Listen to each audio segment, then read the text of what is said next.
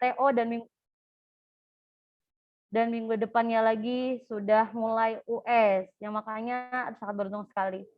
Terima kasih untuk Bapak Ibu guru yang ikut bergabung di sini. Ada wali kelas 12 dan juga ada Bapak Ibu biologi. Karena guru biologi semuanya perempuan Bu di sini. Iya, Ada yang laki-laki. Ya. Dan juga terima kasih untuk anak-anakku kelas 12 ya 12 IPA 1 sampai dengan kelas 12 IPS 3 yang sudah ikut bergabung. Mudah-mudahan dapat ilmu yang bermanfaat nanti di sini di program ini. Dan juga materinya bisa dicatat ya Nak ya, nanti sebagai materi yang akan dikeluarkan di US ataupun PTS ya. Baik Ibu, mulai saja mungkin ya Bu ya. Terima kasih. Waktu kita mulai saja, serahkan kepada Ibu ahlinya nih, Ibu ahli biologi akan menjelaskan tentang Iya Ibu. Ya, tentang bioteknologi. Mangga Ibu. Ya, terima kasih Ibu Siti Munajah dari SMA Negeri 2 Cilengsi. Di sini kami membawa tim nih Bu ahlinya. Ada 2 bapak-bapak yang sudah di depan layar Zoom kita masing-masing dan betul memang kegiatan ini merupakan salah satu kegiatan Tridharma kami Bu, yaitu pengabdian kepada masyarakat. Kemarin ada dosen yang mengantarkan proposalnya ke sekolah Ibu begitu ya, dan masih banyak kegiatan selain dosen go to school Bu. Sebetulnya kegiatan ini bisa juga dilaksanakan secara daring atau luring kalau misalkan pihak sekolah pun mengizinkan untuk kapasitas ruangan dan yang lain-lain. Nah selain itu Bu Siti Munajah, kami juga mengundang ketika nanti ada anak-anak kelas 12 Ibu atau kelas 11 yang ingin belajar tentang praktikum. Jadi kami juga membuka laboratorium kami, tapi nanti dengan tidak semuanya ya Bu ya, tentunya untuk siswa yang dibawa ke kampus itu dibatasi. Jadi ada beberapa program sesuai dari proposal yang sudah kami sampaikan ke pihak sekolah. Mungkin langsung saja ke materi ya Bu. Kami serahkan acara ini sepenuhnya kepada host kita yang ganteng-ganteng 2 ini Bu. Ini dosen pendidikan biologi Bu. Ini alhamdulillah dapat banyak laki-laki dosennya Bu di kami. Kepada Pak Opik dan Pak Lufti dipersilahkan.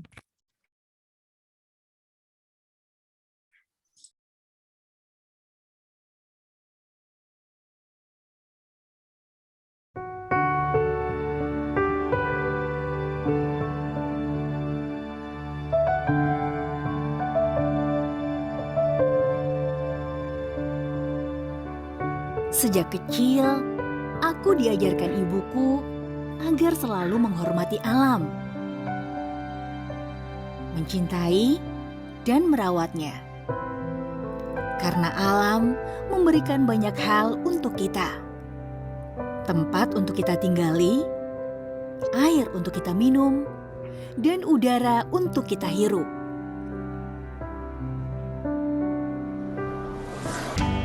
Karenanya rasa hormatku pada semesta selalu aku bawa sampai kapanpun. Aku ingin belajar mengenal alam lebih dalam lagi. Agar aku lebih bisa menghargai dan menjaga ciptaan Sang Halik ini dengan sepenuh hatiku.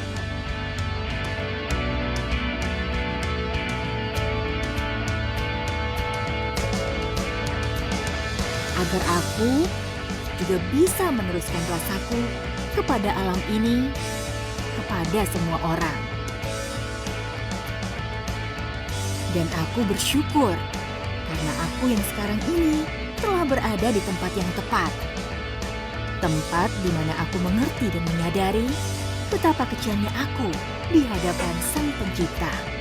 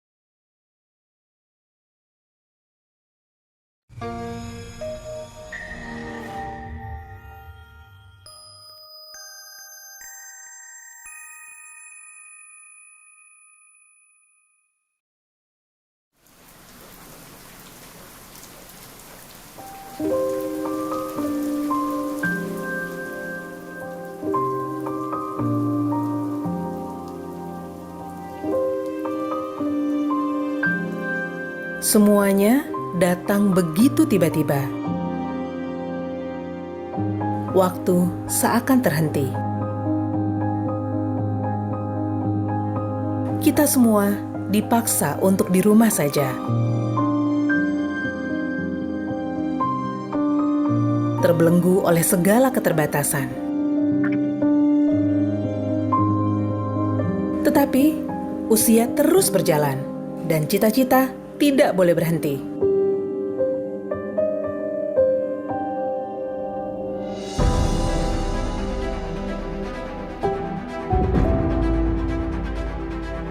Tidak ada yang tidak mungkin. Apapun bisa dilakukan dari mana saja.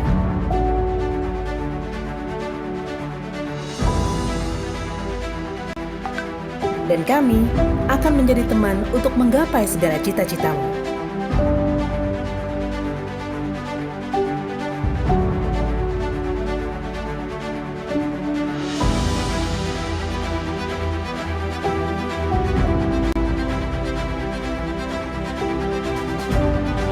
Tidak usah khawatir akan segalanya.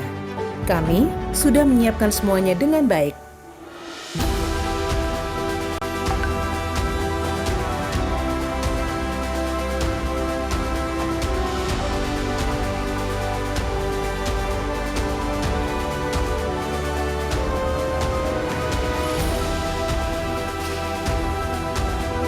Kuatkan tekad dan berjalanlah bersama kami, hai para calon guru bangsa.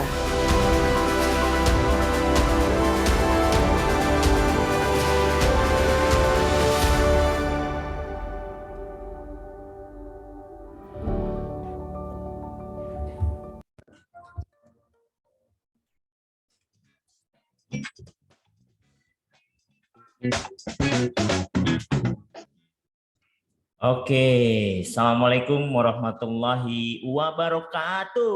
Waalaikumsalam warahmatullahi wabarakatuh.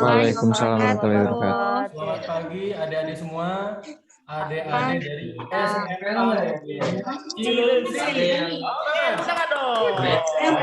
Nah, 138. 138. Saya yakin bentar lagi 500. 500.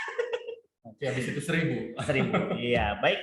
Baik, adik-adik semua, ya, kita kembali dalam acara Dosen Go to School. Ya, selamat datang di program studi Pendidikan Biologi Fakultas Keguruan dan Ilmu Pendidikan Universitas Pakuan. Oke, Pak Lufti, Siap. dosen go to school itu apa? Dosen Go to School itu dosen yang siap untuk membagikan ilmunya kepada para generasi hebatnya Indonesia. Oke, Gitu, jadi kita sharing ya. sharing. Iya, memang ini kita juga sebagai bentuk pengabdian kepada masyarakat bahwa dosen tidak hanya ada di dalam kampus. Betul Tapi sudah sekali. saatnya dosen itu menebarkan manfaat, ya, memberi kebaikan kepada masyarakat di lingkungan sekitar. Salah satunya tentunya ya sekolah. Betul, Ya. karena memang mau tidak mau kita juga merupakan seorang pengajar yang memang harus bisa bermanfaat bagi sekolah. Dan kali ini episode yang kedua. Ya, episode 2. Episode yang kedua. Yang pertama kemana? Yang pertama kita ke SMAN 1 Taman Sari. Oke, cuman waktu itu kita luring ya? Luring. Ya, Dan ini langsung. perdana dilaksanakan secara daring bersama para siswa-siswi dari SMAN 2 Cilengsi. Oke. Baik, Pak Pak Opik, Opik. dari tadi kita ngobrol aja, takutnya ini belum pada kenal sama kita. Betul. Oke. Saya akan memperkenalkan Pak Opik. Gantian. Ya, gantian. Bapak satu ini bernama Bapak M. Taufik Awaludin MPD. Oke. Ya, Betul. dipanggil Pak Taufik. Ya, beliau merupakan salah satu dosen dari program studi pendidikan biologi dan merupakan alumni dari S1-nya program studi pendidikan biologi yang mengabdi di FKIP. Dan jangan salah, saat ini beliau menduduki jabatan struktural sebagai asisten program studinya di pendidikan biologi. Tepuk tangan lu dong untuk Pak Opik. Ya. Terima kasih. Berikutnya saya akan perkenalkan Pak Lufti. Oke. Mau pendek, mau panjang? Yang sedang-sedang saja. Jadi di sebelah saya ini ada namanya Bapak Lufti Hari Susanto MPD. Beliau rekan kerja saya, dosen di program studi pendidikan biologi FKIP Universitas Pakuan, dan beliau juga hebat ya. Selain sebagai dosen, sekarang beliau menjabat sebagai asisten wakil dekan bidang kemahasiswaan. Betul ya, Pak? Betul. Oke, jadi yang menangani mahasiswa aja. Ya, Kalau ada demo, ada apa, Pak Lutfi turun tangan. Ya, saya yang mengurusi terkait dengan adanya program beasiswa, program kegiatan kemahasiswaan gitu. Berkaitan dengan mahasiswa nanti kita akan bertemu. Jadi jika adik-adik nih ada yang masuk ke program studi pendidikan biologi Fakultas Keguruan, nanti kita akan bertemu gitu, Pak Opik. Ya. Oke, kali ini Pak Opik kita akan sama-sama mempelajari satu konsep materi biologi. Pak Opik, dulu pada saat Pak Opik memilih pendidikan biologi, itu pilihan yang sesuai dengan suara hati atau pilihan yang lain? Ayo. Suara hati saya nggak bisa dengar. Cuman yang jelas memang waktu dari zaman SMA saya sudah suka sama biologi, udah suka Pak Lutfi, karena menurut saya biologi itu ya asik aja, belajarnya asik gitu. Waktu itu saya senang dengan materi sistem pencernaan, sistem peredaran darah, sistem reproduksi, sistem reproduksi. Maksudnya gini, jadi penasaran aja sama apa yang terjadi dalam tubuh kita sih gitu. Kalau Pak Lutfi? Kalau saya sebetulnya lihat biologi itu dulu menakutkan. Loh, kok bisa? Jadi belajar biologi itu deg-degan. Loh, kok bisa? Karena banyak sekali hafalan. Banyak sekali hal-hal yang nama-nama Latin yang memang baru didengar. Tetapi ketika masuk ke program studi pendidikan biologinya FKIP, langsung jatuh hati. Karena ternyata dosen-dosen di program studi pendidikan biologi ini mengajarkan konsep-konsep biologi yang sangat mudah untuk kita pahami. Jadi awalnya tidak suka, menjadi suka dengan materi-materi yang berkaitan dengan biologi. Iya, saya juga ngalamin sih ya. Karena waktu itu kan juga kita kuliah di sini ya Pak Lutfi ya. Termasuk tamu yang akan kita undang sekarang. Nah, dosen kita waktu dulu. Dosen kita juga dari dulu sampai sekarang tetap menjadi dosen kita. Walaupun sekarang kita dosen, tetap masih dosen kita. Bahkan kita juga tidak bermimpi dulu masuk menjadi mahasiswa, lalu kita bisa mengabdi di program studi pendidikan biologi ini. Tidak ada sama sekali bayangannya. Kenapa? Karena ternyata lulusan biologi ini passionnya, Pak Opik, tidak hanya menjadi guru biologi saja. Ada yang menjadi peneliti ya, di bidang biologi. Betul. Ada juga yang kerjanya kalau di peneliti ada di LIPI juga bekerja di LIPI.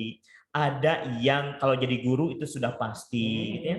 Ada yang berwirausaha juga. Wirausaha juga bisa, bisa karena kita ada mata kuliah biopreneurship. Nah, jadi mengembangkan kewirausahaan berbasis biologi. Betul. Ada juga yang memiliki usaha pupuk organik. Itu juga ada. Lalu ada juga yang menjadi praktisi pendidikan karena menguasai media-media pembelajaran. Jadi profil lulusan kita itu banyak sekali, tidak hanya menjadi guru biologi. Nah, Pak Lutfi, ini ibunya udah nunggu dari tadi. Betul, kita kebanyakan ngomong. Kayaknya. Langsung aja undang ya. Langsung saja. Adik-adik, kali ini kita akan sama-sama mempelajari sebuah konsep biologi. Materinya adalah bioteknologi. Canggih banget. Jadi kalau kali ini dulu kita tahu kecap. Kecap saya tahu. Tahu kecap. Nah, itu produk bioteknologi. Sebetulnya. Yogurt itu bioteknologi. Ada tuh merek terkenal Cimahi. Oke, kita langsung saja panggilkan ya narasumber kita kali ini, Ibu Dr. Surti Kurniasi, MSI. Boleh kasih tepuk tangan untuk Ibu Dr. Surti Kurniasi. Bu, dipakai dulu Ibu. Oke, selamat datang Bu Surti. Selamat pagi, Bu Surti. Selamat pagi. pagi Pak Opi, Pak Lutfi. Sehat Bu. Sehat, Bu. Alhamdulillah. Dulu kita belajar dengan Bu Surti, itu Bu Surti kita lihat di depan kelas.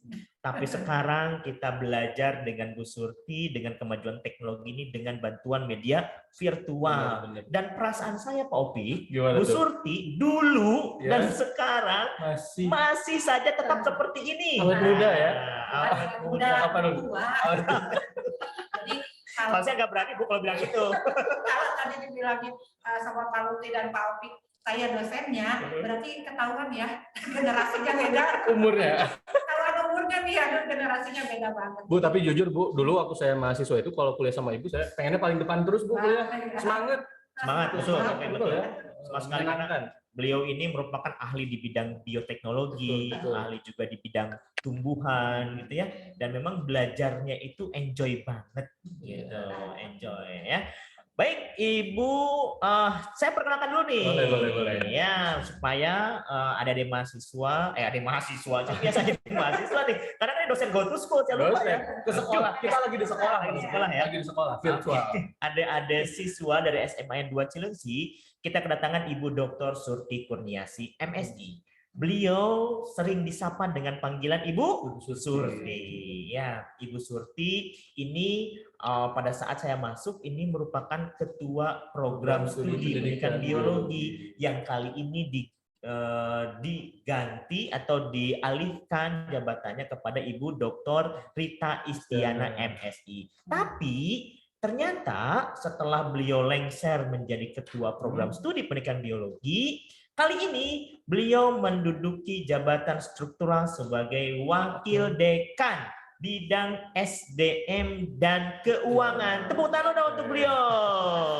Saya bangga ya. Ini ibu saya, orang tua saya sekarang sudah menjadi wakil dekan. Bahkan dekannya pun dekan FKIP itu dari program studi pendidikan biologi. Bapak Dr. Eka Eka Suhardi, beliau juga alumni dari pendidikan biologi dan sekarang menduduki jabatan sebagai dekan FKIP dan PLT wakil rektor 1. Oh, menjabat sebagai wakil rektor rektor 1 bidang akademik dan kemahasiswaan. Baik, itu sekelumit dari Ibu Surti. Kalau nomor handphone, alamat rumah, nanti takut ngirim paket. Bahaya. Baik, kita langsung saja sekarang kita serahkan penguasaan materi konsep biologi berkaitan dengan materi bioteknologi kepada Ibu Dr. Surti Kurniasi MSI. Kepada Ibu Surti kami persilakan. Baik, terima kasih Pak Lutfi, Pak Opik, adik-adik semua, mungkin ada Bapak Ibu guru juga ya. Assalamualaikum warahmatullahi wabarakatuh. Waalaikumsalam warahmatullahi wabarakatuh. Semuanya dalam keadaan sehat walafiat ya. Alhamdulillah di pagi yang sangat cerah ini kita bisa bertemu secara virtual ya. Mudah-mudahan nanti di lain kesempatan kita bisa bertemu secara langsung ya. Kali ini kita memang masih dibatasi dengan situasi dan kondisi yang belum memungkinkan kita untuk bertemu secara langsung ya. Baik, adik-adik semua tadi sudah disampaikan oleh Pak Lutfi dan Pak Opi ya. Jadi hari ini kita akan ngobrol-ngobrol sedikit lah ya, ngobrol-ngobrol sedikit yang ringan mengenai bioteknologi. Dan saya yakin adik-adik juga sudah sering mengenal dan bergelut ya, karena di kelas 12 ini materi bioteknologi ini ada di dalam materi yang harus dipelajari ya di buku paket ataupun juga mungkin sudah dibelajarkan oleh guru-guru di kelasnya ya. Saya boleh nanti di sela-sela itu boleh bertanya itu ya? Boleh bertanya, bahkan nanti adik-adik siapkan pertanyaannya. Karena nanti akan ada hadiah. Door prize. Nah, door prize-nya menarik nggak Pak Lutfi? Menarik pokoknya. Sangat Bu. Sangat aja. Menarik tapi tidak dalam bentuk tambang. Karena kalau tambang tarik tambang. Sandar Lutfi ya. Oke. Baik adik-adik, kita lihat di antara adik-adik saya sebelum memulai ya, ada yang tahu nggak kira-kira bioteknologi itu apa sih? Ayo, ada yang tahu apa itu bioteknologi? Silakan aktifkan audionya. Ayo, ada yang tahu? Nah, siapa itu namanya? Syafira Fitri. Safira Fitri. Oke, silakan Safira. Iya, jadi bioteknologi itu berasal dari kata bio yang artinya hidup, lalu teknos yang kita ketahui bahwa teknos itu adalah teknologi dan logos yaitu ilmu. Jadi dalam artian bisa kita bilang bio yang artinya hidup, terus teknos itu teknologi dan logos ilmu. Jadi bioteknologi adalah ilmu terapan biologi yang mempraktikkan berbagai kedisiplinan ilmu seperti mikrobiologi, genetika, dan biokimia. Oke, beri tepuk tangan dulu. Luar biasa jawabannya. Kasih tepuk tangan. Syafira namanya, Bu. Luar Baik, biasa. Safira, luar biasa. Safira sudah membuka pengertian atau pemahaman kita semua mengenai bioteknologi ya. Jadi betul Safira ya, bioteknologi itu salah satu cabang ilmu terapan gitu ya. Kalau biologi mungkin kita mengenal biologi cabang ilmunya ada botani, ada zoologi, fisiologi, anatomi gitu ya. Nah, bioteknologi ini merupakan ilmu terapan yang menggabungkan berbagai bidang ilmu ya, termasuk tidak hanya biologi tapi juga ilmu kimia, biokimia ya, kemudian juga ada fisikanya juga gitu ya, histologi dan sebagainya, dan merupakan ilmu terapan yang memang digunakan untuk meningkatkan suatu produk gitu ya. Nah, mari kita lanjut Pak Afif. Terima kasih ya Safira. Nanti yang lain boleh kalau ada pertanyaan atau menjawab pertanyaan ya. Kira-kira mengapa sih bioteknologi gitu ya? Mengapa bioteknologi yang sekarang ini banyak disoroti atau juga banyak dimanfaatkan gitu ya? Apa sih peranannya? Apa sih pemanfaatannya di dalam bidang kehidupan gitu ya? Kita mengenal bahwa Indonesia itu merupakan salah satu negara yang banyak sekali keanekaragaman hayatinya ya. Jadi pemanfaatan tadi mungkin sedikit disederhanakan ya supaya lebih mudah diingat, dipahami bahwa yang namanya bioteknologi itu adalah pemanfaatan organisme atau sistem hidup ya untuk menghasilkan suatu produk ya, tentunya dengan menggunakan teknologi ya. Nah, teknologinya ini kalau kita bicara teknologi sepertinya biasanya kita konotasinya atau persepsi kita sesuatu yang canggih gitu ya, tapi sebetulnya tidak, karena kita mengenal bioteknologi itu sudah lama sekali gitu ya. Orang mengenal bioteknologi itu sudah sejak ribuan tahun yang lalu. Makanya kita mengenal ada yang namanya bioteknologi konvensional, ada juga yang modern ya. Jadi sejak ribuan tahun yang lalu orang sudah melakukan mengenal bioteknologi. Nah, kalau ada lihat dari gambar ini ya, ini kira-kira gambarnya apa ya nih Pak Opik nih? Kayak es buah, Bu. Es campur. Es campur. Es teler ini ya. Es teler. Ini kalau bulan puasa banyak ini, Bu. Pagi-pagi udah disebut es teler ya. Di situ ada buah ya, ada nangka, ada alpukat, ada esnya, kemudian ada pelengkapnya yaitu ada tape dan ada roti. Nah, itu dua jenis makanan yang menjadi pelengkap es teler ini merupakan produk dari bioteknologi. Tape sama roti, Bu. Tape sama roti. Oh, ya. Jadi tape itu merupakan produk dari bioteknologi. Dan itu sudah sangat lama dikenal. Itu teknologinya ada di bagian mana ya, Bu? Karena saya tahu kalau tape kan lembek gitu ya. Roti itu ya roti. Iya, kalau tape itu bikinnya sangat melelahkan. Kenapa? Tape, capek. Tape ya. Coba Bu dijelaskan, Bu. Ya, nah itu makanya yang saya maksud tadi, yang namanya teknologi itu tidak selalu canggih. Jadi teknologi itu adalah suatu cara atau metode untuk menghasilkan suatu produk dengan memanfaatkan agen biologi tadi. Jadi tadi ada agen biologi ya? Iya. Bukan agen CIA. Bukan agen yang lain, agen beras itu ada agennya. Ada agennya juga, Mbak. Maksudnya agen itu jadi agen biologi itu adalah sistem organisme lah gitu. Makhluk hidup sebetulnya ya. Baik makhluk hidup maupun bagian dari makhluk hidup. Gitu. Oke. Jadi memang di sini bioteknologi itu memang pemanfaatan makhluk hidup. Gitu, Jadi sederhananya itu bahwa di dalam bioteknologi itu pasti ada makhluk hidup atau bagiannya gitu, yang dimanfaatkan untuk memberikan nilai manfaat, nilai tambah yang baru. Jadi misalnya memberikan rasa manis gitu ya, memberikan rasa asam pada tape itu berarti dengan bantuan agen biologi mikroorganisme Nah, itu. di sini agen biologinya berupa mikroorganisme ya dalam hal ini. Nah, itu kan ada perubahan bentuk tuh dari singkong ya menjadi tape. Ada perubahan Apa saja tuh nutrisi nih. Nutrisinya berubah. Kalau strukturnya kan sudah pasti berubah ya, keras jadi lembek. Nutrisinya berubah. Nutrisinya berubah di situ kan kalau singkong itu kan dominan amilum ya. Amilum ya, tepung. tepung. Kemudian dengan tekstur yang keras. Nah, kemudian dengan aktivitas mikroba, aktivitas fermentasi. Jadi mikrobanya itu kenapa mikrobanya itu dimanfaatkan untuk apa? Karena dia memiliki kemampuan fermentasi. Gitu. Memfermentasi si amilum tadi. Amilum tadi mengubah amilum menjadi gula. Nah, gitu. Sehingga rasanya menjadi manis. Nah, tapi tape ini kalau dibiarkan terus nih, biasanya kalau kita Lebaran ya bikin tape ketan tuh. Tape ketan ya, tape ketan bukan tape peyem. Beda kalau tadi tape peyem. Sekarang tape ketan. Iya benar, kalau misalnya lebih dari 3 hari udah suka nyarum ya. Iya benar. Berbau, ada kuat berbau ada alkoholnya itu. Sudah berubah jadi alkohol karena di situ ada aktivitas fermentasi yang terus-menerus gitu. Tapi saya sepakat sih Bu, jadi yang namanya peyem itu kan memang manis-manis biasanya, apalagi kalau pakai puan itu. Kalau pakai puan itu manis-manis, tapi peyem yang ini ada sedikit asam-asamnya. Emang nggak boleh manis terus supaya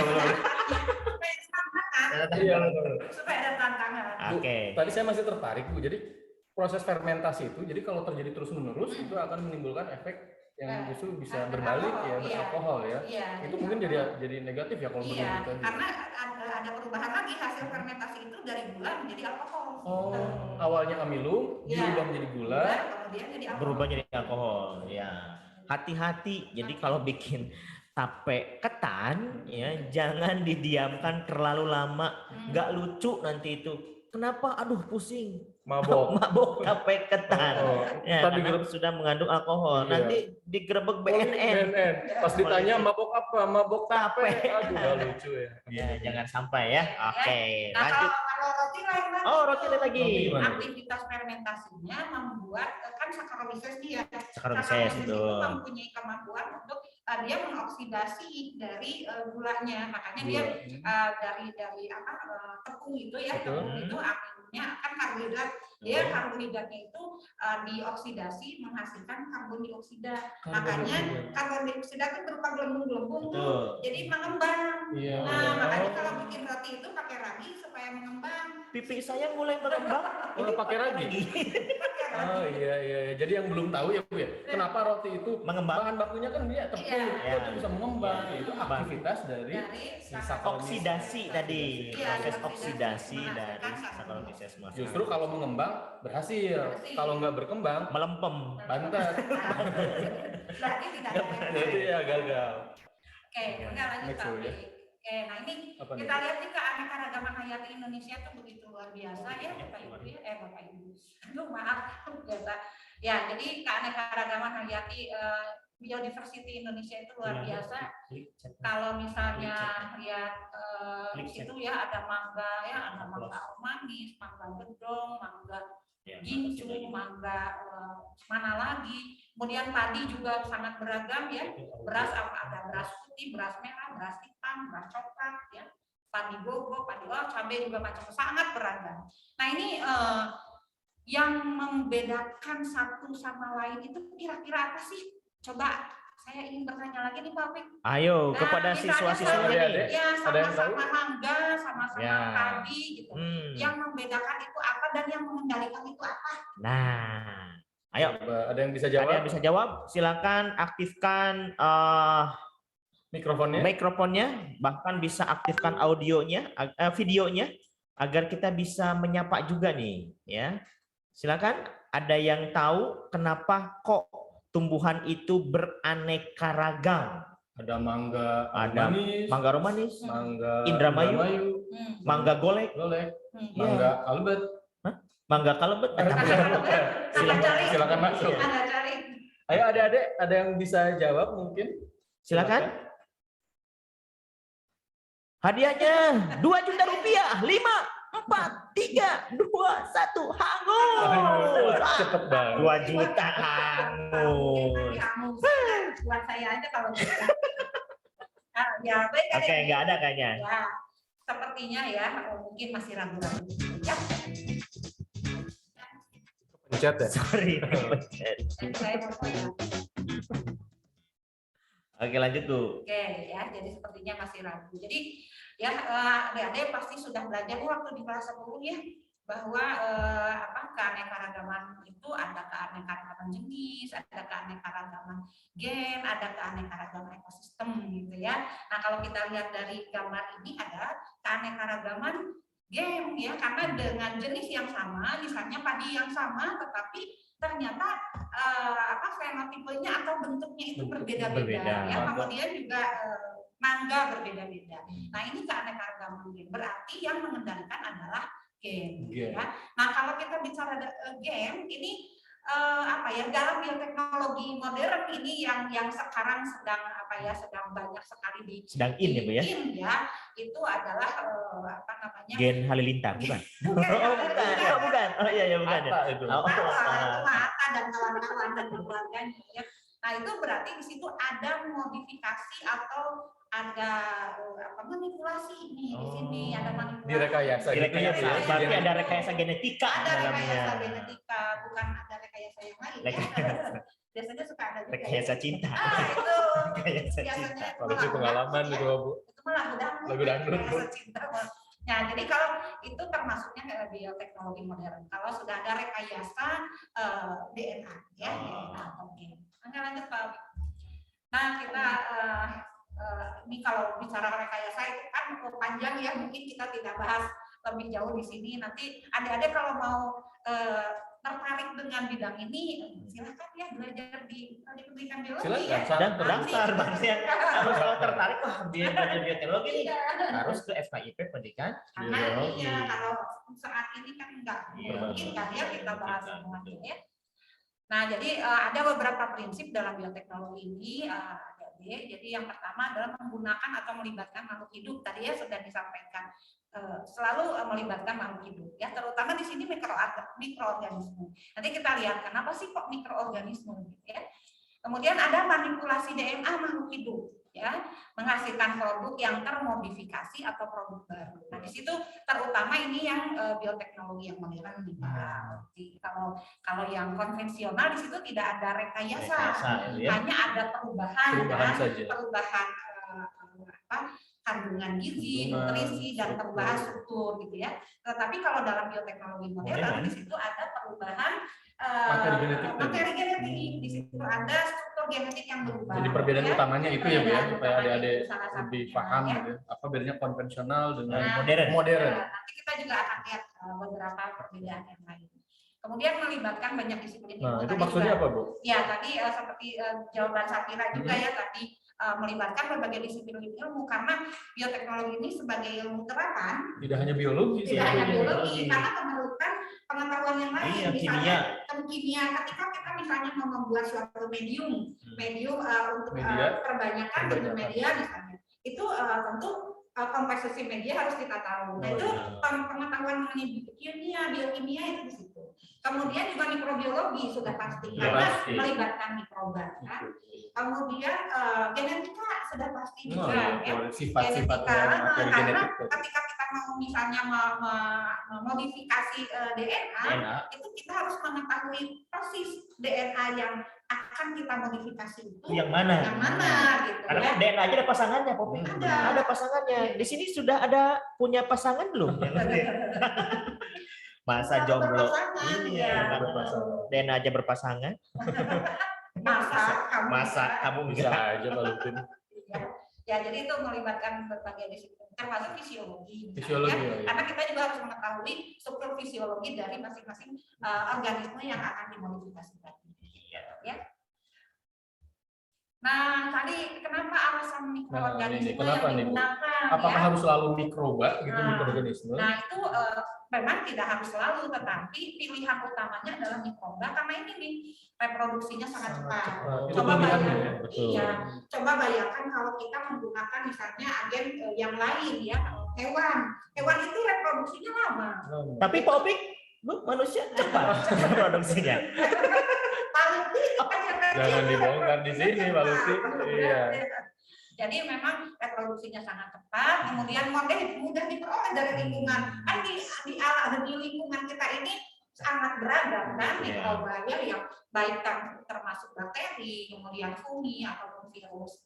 Tetapi mikroba di sini tentunya mikroba tertentu ya, Bu ya. Iya, Kita kan mungkin adik-adik di sekolah juga tahunya kan mikroba itu ada virus, bakteri, penyebab penyakit. Tetapi dalam bioteknologi ini tentunya pasti yang khusus bermanfaat. Gitu. Dan ini juga Bu, kita ada mahasiswa kita nih yang produk kewirausahaan ada pupuk cair mikroorganisme lokal. Mahasiswa kita itu, maksudnya yang buat jadi kewirausahaannya itu mengembangkan pupuk cair dengan memanfaatkan mikroorganisme yang ada di sampah. Jadi mahasiswa kita nggak cuma belajar aja. Betul, nggak hanya belajar saja, tidak hanya belajar tentang dunia pendidikan saja, tapi dunia murninya juga kita pelajari. Nah itu berarti di situ itu masuk bioteknologi. Betul. Jadi pemanfaatan mikroorganisme lokal untuk menghasilkan pupuk cair. Nah ini ya pupuk cair juga sudah banyak diminati, apalagi sekarang pupuk organik itu lebih banyak diminati gitu ya. Kemudian alasan yang lain ini terutama nih DNA-nya itu relatif pendek sedikit ya.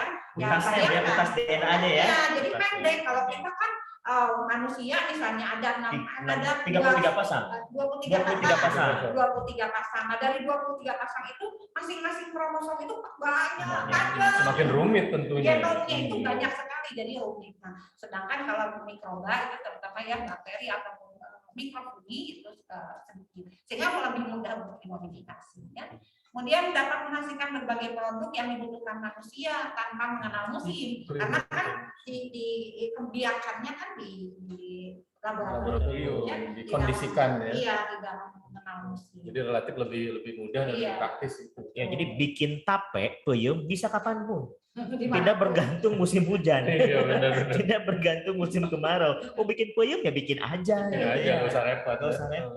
Ya, benar kan Pak. Nah, kemudian beberapa menghasilkan produk yang termodifikasi dan berkualitas lebih baik. Jadi memang tujuan utama dari pengembangan bioteknologi ini adalah menghasilkan produk yang lebih baik dari produk asalnya. Tujuan utamanya ya. Jadi memiliki nilai plus. Nilai tambah. Tadi dari singkong menjadi tape, kemudian juga dari susu menjadi yogurt misalnya ya.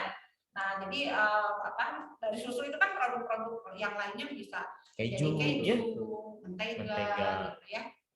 Kalau kemudian juga ada misalnya antibiotik ya, itu juga dihasilkan dari produk bioteknologi juga ya. Kemudian juga pernah tuh ada yang menghebohkan tanaman yang berumbi kentang dan berbuah tomat. Ada. Rekayasa banget itu. Iya, itu di Amerika itu terkenal namanya pomato. Jadi potato, tomato. Nah itu. Jadi ada yang tahu nggak kenapa kentang dan tomat itu bisa menghasilkan buah tanaman? Satu tanaman gitu ya, tapi bisa menghasilkan dua buah yang berbeda. Oke, ada yang tahu? Berbuah tomat, berumbi kentang. Umbinya kentang, buahnya tomat. Coba ada mungkin. Ada yang tahu nggak? Kira-kira kenapa tuh? Luar itu biasa, bisa ya? terjadi. Ya, kenapa itu bisa terjadi? Nah, oke. Adik-adik, umbinya kentang, buahnya tomat. Saya jadi penasaran. Belum pernah lihat, Bu. Pomato. Tadi ada di mana, Bu? Ada di Amerika. Di Amerika, besok saya ke sana. Ame siapa yang kesananya? Ame Google. Ada yang punya jawaban mungkin kenapa kok bisa gitu ya? Jadi si umbinya kentang, buahnya tomat. Coba. Kenapa Bu itu terjadi? Banyak juga. Iya, memang dengan caranya fusi protoplas. Jadi fusi protoplas itu si protoplasnya itu digabung. Protoplas Jadi itu bagian dari sel. Protoplasmanya berarti bagian dari sel. Iya. Nah itu kalau biasanya kan yang dikawinkan itu kan antara sel telur, Sel generatifnya, sel generatif. sel gamet ya, gamet jantan dan gamet betina. Kalau ini sari misalnya dengan betina. Nah kalau ini hanya ini dari somatik, sel somatik. Bukan sel gamet. Bukan sel gamet, bukan sel generatifnya, bukan ya? Generatif, tapi sel somatik dengan sel somatik antara kentang dengan tomat digabungkan secara ini di dalam botol ya, di dalam botol kultur sehingga mereka menyatu. Nah, kenapa bisa? Karena memang dua tanaman ini masih satu famili nih, Pak. Oh, jadi satu tanaman famili. Karena satu ada famili. juga itu apa namanya bahwa hubungan kekerabatan antara dekat, ya? satu tumbuhan yang satu dengan yang lain. Nah, ini masih satu famili yaitu Solanaceae. Sehingga kemungkinan untuk bisa disatukan, difusikan tadi bisa. Berarti bisa juga nih cabai-cabian dan terong-terongan disatukan. Nah, bisa. Satu famili juga. Satu famili juga. Cabai dan terong. Iya, makanya tidak pernah bentrok tuh cabai-cabian sama terong-terongan. Cabai dan terong. Oh iya, cabai dan terong. Berarti bisa jadi satu tumbuhan juga ya, karena mereka juga suka family sebetulnya, cabai dan terong itu. Bu, di rumah saya itu nanam anggur sama nanam pisang.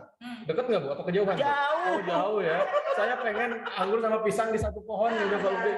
Enak banget ya. Atau itu jauh banget gitu ya. Atau misalnya buah takokak sama buah lenca misalnya. Takokak dengan tekokik. Nah, ada kan kalau takokak sama lenca itu kan satu genus malah. Soalnya lenca kan bermanfaat untuk di sayur Bu. Takokak itu suka sama anak-anak main ini apa banding-bandingan gitu. Anak zaman now mah nggak tahu. Nggak tahu. Zaman dulu ya. Nah, tapi ternyata memang si tomato ini perkembangannya tidak begitu disukai di pasar. Karena memang artinya gini, kentangnya kualitasnya kurang bagus, tomatnya juga kualitasnya kurang bagus, maka karena kurang diminati oleh pasar, jadi akhirnya tidak diproduksi massal. Berhasil, hanya saja kualitasnya. Iya, betul. Jadi keberhasilannya lumayan. Berarti nggak jadi deh cabai sama terong satu ya. Karena nanti terongnya jadi kecil ya. Cabainya jadi nggak pedes. Tapi teknik fusi protoplas ini sudah banyak juga yang berhasil, yang lain itu ada kebetulan ada teman saya yang salah satu peneliti di Biofrog ya, itu dia jeruk Pak. Jadi jeruk itu jeruk keprok, tahu nggak jeruk keprok? Jauh keprok itu kalau kupasnya di keprok dulu. Jeruk keprok itu kan dengan jeruk garut. Jadi sekarang itu dia sedang mengembangkan jeruk garut itu sekarang udah agak jarang kan ya. Kita jeruk impor aja gitu. Nah, ini sedang dikembangkan jeruk yang apa namanya rasanya manis, buahnya warnanya bagus gitu ya, tapi produk lokal gitu. Supaya kita tidak terlalu bergantung ke luar terus ya. Sama di daerah saya juga ada salak yang menggabungkan dua gen. Ada salak Sleman dan salak Bogor.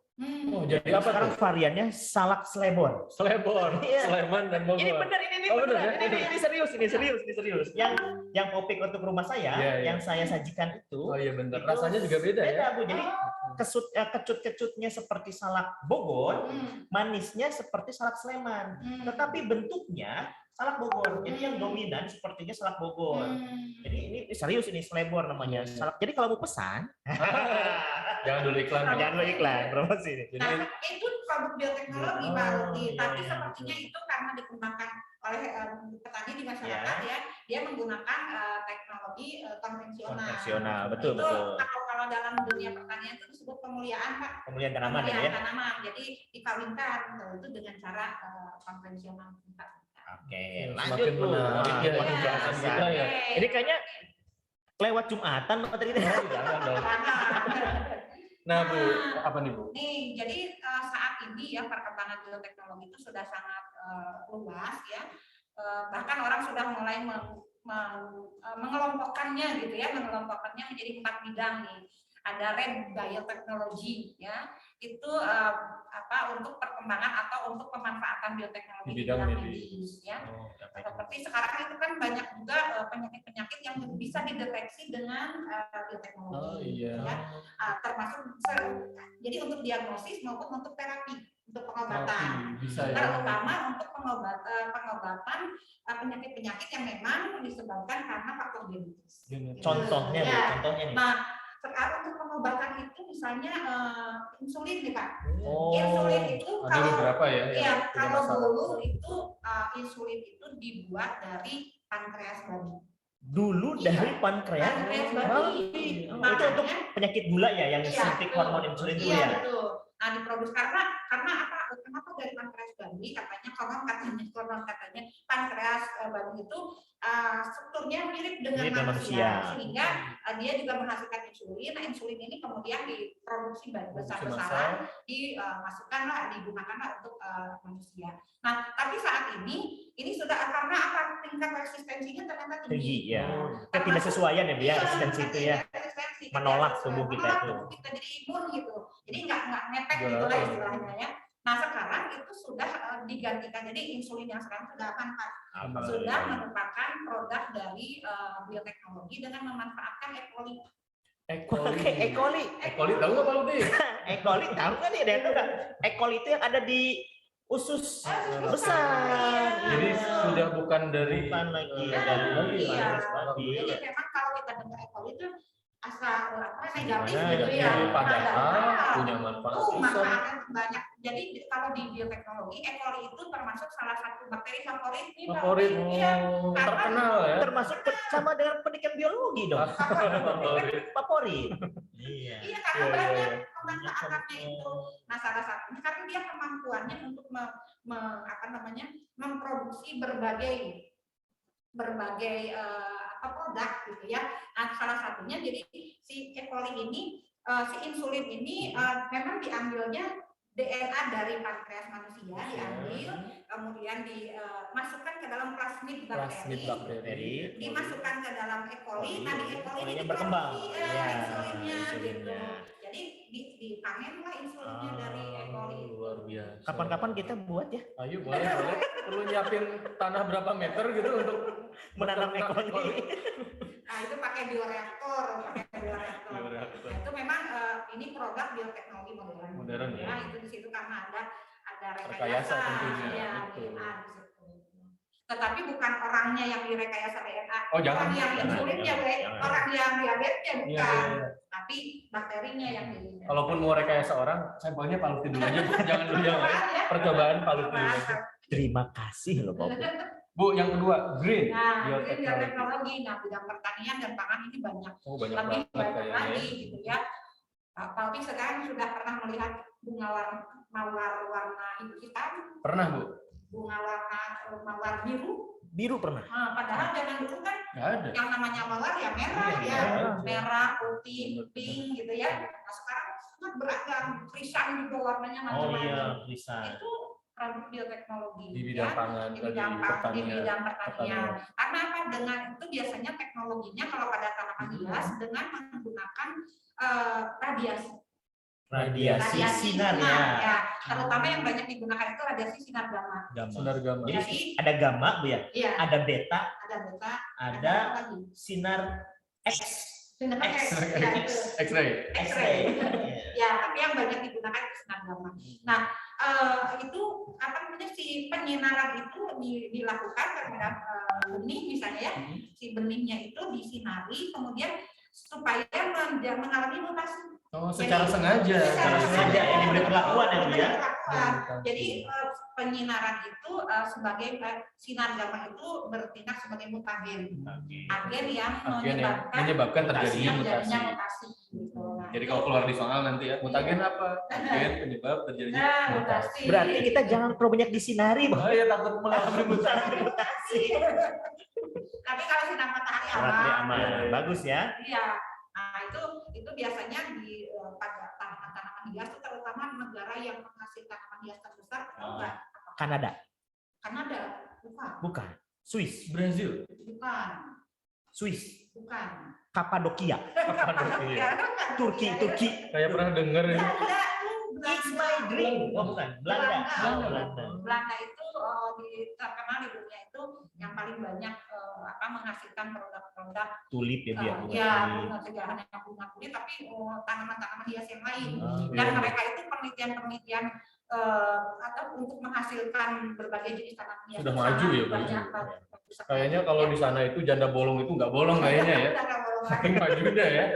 Enggak, janda bolong, dia bolong. Kayaknya nggak bolong deh di Belanda. Ya direkayasa. Kemudian untuk pangan ya terlalu banyak juga ya, terutama yang makanan-makanan sekarang kan semakin variatif ya Bu ya, produk-produk dari teknologi. White atau grey? Ya ini industri, produk industri senyawa baru, energi terbarukan. EBT. Sebenarnya EBT, energi baru dan terbarukan. Bukan BTS ya. EBT. Kok jadi ke BTS? Koreanya utara selatan nih. Bukan biasanya kalau energi baru terbarukan kan memanfaatkan ini ya sumber daya alam. Nah ini gimana ceritanya Bu bioteknologi? Pernah terpikir nggak bukan terpikir, pernah mendengar nggak kenapa sih sekarang kita sering kekurangan, kadang-kadang kita krisis kedelai.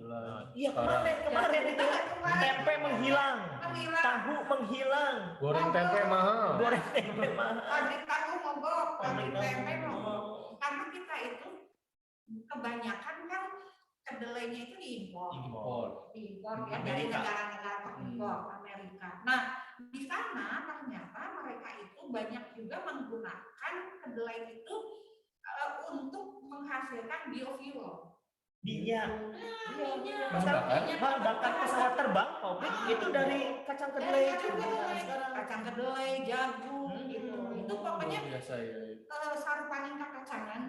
Kacangan bisa menjadi polong-polongan. Nah, biji-bijian bukan hanya kacang-kacangan. Biji-bijian itu bisa difermentasi menghasilkan biofuel. Nah, kita juga dulu pernah ya waktu zaman Jepang katanya ya kata orang tua saya dulu kita pernah diminta untuk menanam jarak pagar besar-besaran. Jarak pagar kan itu untuk apa? Untuk bijinya itu digunakan untuk bahan bakar. Kan pernah mendengar kan bahan bakar dari jarak pagar ya, biodiesel ya, biofuel. Nah itu memang saat ini menjadi sesuatu yang perlu dikembangkan karena kan tantangan sekaligus peluang sebetulnya. Karena lama-lama pasti kan habis mau tidak mau. Bahkan Arab Saudi sekarang kan lagi mengalihkan ya ekonominya ke arah yang EBT gitu, energi terbarukan. Dan emang jaraknya harus dijaga. Jaga jarak. Kayaknya kita tidak ada. Kan kita sudah booster. Ya, jadi belum yang bagi ada di masa yang belum booster, mahasiswa lagi tuh. Ada siswa yang belum booster, segera booster. Kalau enggak ke toko elektronik. Booster anten. Itu booster. Beda kalau beda ya. Oke. Bu yang terakhir Bu, Blue Bioteknologi. Bioteknologi akuatik ya, peralihan. Ini juga menarik ya karena banyak ikan-ikan di dalam lautan. Iya. Akuarium juga kan sekarang lagi in, Bu. Iya. Jadi itu sudah ada beberapa jenis ikan yang dimodifikasi DNA-nya diapain? Jadi nanti ada ikan berenang tanpa tulang. Enggak, saya bayanginnya jadi ke ikan teri dimodifikasi gimana ya? Ada ikan salmon. Salmon, oke. Jadi sekarang itu sudah ada ikan salmon yang dimodifikasi dengan penambahan dengan modifikasi DNA-nya sehingga dia pertumbuhannya itu menjadi lebih cepat. Jadi dalam waktu yang sama misalnya ya, dalam waktu yang sama dia bisa menghasilkan ukuran yang lebih besar. Jadi kuantitas. Kemudian ada juga yang ikan yang bercahaya. Ada itu bayar listrik juga, bayar listrik. Bercahaya itu diinsertkan DNA ubur-ubur. Dari ubur-ubur. Disuntikan dimasukkan ke ikan tersebut. Kalau kopi, kalau ubur-ubur dalam bentuk goyangan. Goyang ubur-ubur. Jadi memang produk-produk akuatik ini perlu dikembangkan juga ya, termasuk juga agar-agar gitu ya, Oh iya, itu kan pemanfaatan. Ya, bukan hanya ikan, bahkan produk akuatik itu bukan hanya ikan, tapi juga Rumput nabatinya laut, ya, gitu ada ya. rumput laut. Rumput laut jadi kosmetik saja gitu ya, itu kan jadi teknologi Luar juga. biasa.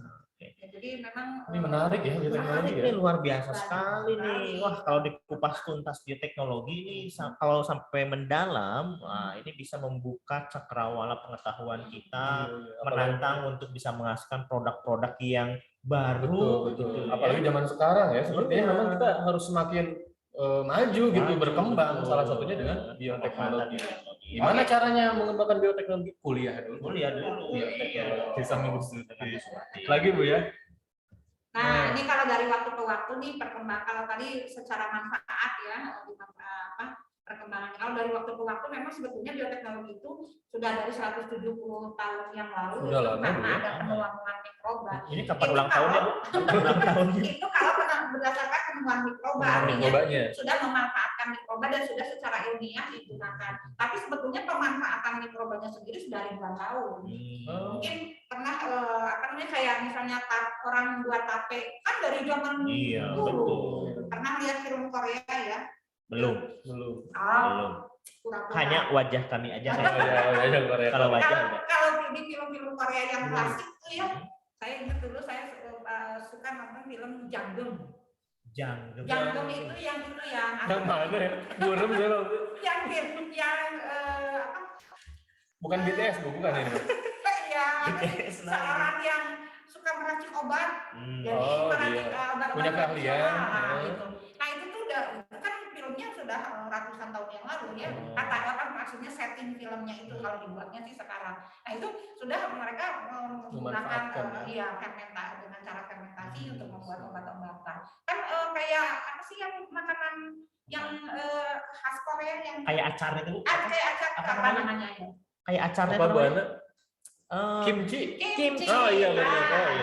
Kimchi ya, itu memanfaatkan fermentasi. Jadi dia ada proses fermentasi, makanya ada asam-asamnya. Kalau saya tahu Korea topik ini Meteor Garden. Tomingse. Perasaan bukan Korea. Bukan ya? Taiwan ya, Taiwan. Saya tahunya Tomingse. Sancai. Ini boleh nih. Boleh. Silakan. Ini gelasnya bagus sekali. Oh iya, ini kita ada endorse dari program studi pendidikan biologi. Ya. Mudah-mudahan episode berikutnya ada tambahan endorse minuman mineral ya. Maklum ini perdana. Dan bagi nanti yang mau gelas ini bertanya. Kasih pertanyaan yang bagus. Nanti kita akan kirimkan ke sekolahnya. Minum dulu, Pak. Oke. Nah, itu ya beberapa penemuan ini yang kemudian menjadikan perkembangan bioteknologi sampai saat ini ya, termasuk nih kalau yang enzim restriksi yang pertama itu ditemukan tahun 1970. Ini yang menjadi cikal bakal yang saat ini orang bisa melakukan pemotongan DNA. DNA bisa dipotong-potong kemudian dimasukkan ke dalam organisme yang lain. Itu karena ada enzim restriksi, enzim pemotong. Tahun 1970 itu sudah ditemukan ya. Jadi kan DNA itu kan jangankan mau dipotong gimana orang nggak kelihatan ya. Pakai apa juga potongnya? Iya, potongnya juga pakai gunting kuku, pakai pisau nggak bisa. Pisau laser yang kali ini pun nggak bisa memotong. Ternyata bisa dipotongnya dengan enzim. Enzim restriksi. Jadi tapi dia tuh pekerjaannya tuh spesifik. Jadi misalnya dia hanya bisa memotong potongan ini saja, potongan ini saja, gitu ya. Nah, kemudian di tahun karena sudah ada enzim pemotong, maka kemudian di tahun berikutnya tahun 73 itu sudah mulai proses penyisipan gen asli pada bakteri. Jadi yang hasil potongan ini disisipkan ke dalam gen bakteri, yaitu ke dalam plasmid. Jadi plasmid itu adalah bukan kayak itu, plasma. Beda ya, Bu ya? Beda. Jadi plasmid itu DNA yang sirkuler ya? Yang dia itu ada di dalam tubuh bakteri itu banyak ya, non kromosom ya, non kromosomal. Jadi di luar kromosom ada DNA lain yang bentuknya bulat. Ini bisa kemudian disisipkan. Kemudian dimasukkan Nah, lagi yang dimasukkan gen dari gitu. luar Nah, ini jadilah DNA rekombinan. Nah, makanya dengan ini sifat yang, baru. dengan membawa sifat-sifat baru. Nah, ini yang kemudian menjadi cikal bakal teknologi DNA rekombinan atau kita mengenalnya sebagai rekayasa genetik. Ya, luar biasa Kita sejarah sekarang ini tahu ya. ya. Berarti udah belajar IPS ini. IPS itu sejarah. IPS sejarah juga ada katanya dengan biologi. Jadi bagi anak-anak yang dari ilmu sosial gitu ya, tidak menutup kemungkinan jika berminat ke biologi ya juga tidak jadi masalah ya Pak ya. Karena tadi kan multidisiplin sebetulnya bioteknologi itu. Betul. Kita lanjut Bu. Iya. Nah, jadi ini yang tadi saya sebutkan. Jadi bioteknologi itu mulai dari yang tradisional sampai modern ya. Tadi kalau tradisional misalnya pemuliaannya dengan cara persilangan yang contohnya kalau tadi salak ya, salak slebol. Boleh dong kapan-kapan di bawah salak slebol. Salak bobor ya. Kemudian juga kayak penggunaan mikroorganisme untuk pembuatan keju, yogurt dan yang lain-lain ya, tempe, tape dan sebagainya. Ada bir ya? Iya, ada bir itu minuman beralkohol. Ya kalau kita mah nggak boleh ya. Mari Bang Haji nanti. Bang Haji Roma. Nah kalau yang modern itu ya sudah berbasis DNA ya tadi, dengan menggunakan marker molekuler. Ada di situ ada rekayasa genetik. Jadi kalau modern itu memang identik dengan adanya modifikasi atau rekayasa. Oke, Pak Lutfi katanya dulu pernah punya keinginan Bu, pengen mutihin kulit, katanya bisa nggak direkayasa? Bisa sekarang itu. Bisa. Tapi kenapa sih pengen putih kulit? Saya sih sebenarnya udah putih. Iya. Tapi kalau nambah putih, nanti takut yang di rumah tuh ini siapa? Nggak kenal. Nggak kenal. Bahaya. Nah itu mah di kita itu seringkali gini ya, yang namanya putih yang cantik itu putih gitu. Padahal iya. Padahal nggak mesti.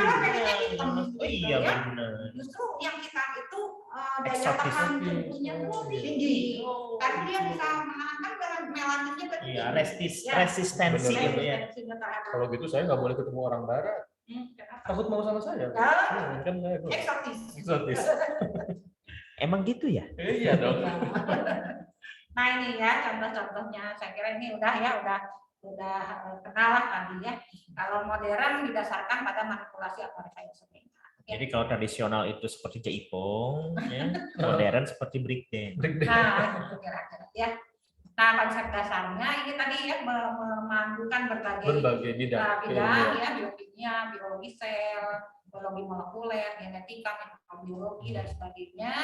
Kemudian, nah prinsip dasarnya juga karena adanya totipotensi. Ada yang tahu nggak totipotensi sel? Saya tahu. Ayo, totipotensi. Ayo. Ada yang pernah dengar? Ada yang pernah dengar? Apa itu? Langsung aktifkan audionya. Searching dulu boleh. Ayo. 1 menit. Totipotensi. Ya, langsung bisa. Nanti videonya bisa diaktifkan ya, karena nanti ini akan dikirim ke YouTube-nya FKIP Unpad nanti itu. Ayo. Anissa, silakan. Iya, jadi totipotensi itu kayak suatu sel untuk dapat memperbanyak diri dalam keseluruhannya gitu, Kak. Satu sel dapat memperbanyak diri. Nah, gimana tuh betul? Itu totipotensi satu sel yang memiliki kemampuan untuk memperbanyak diri gitu ya? Itu pada makhluk hidup bersel satu atau bersel banyak?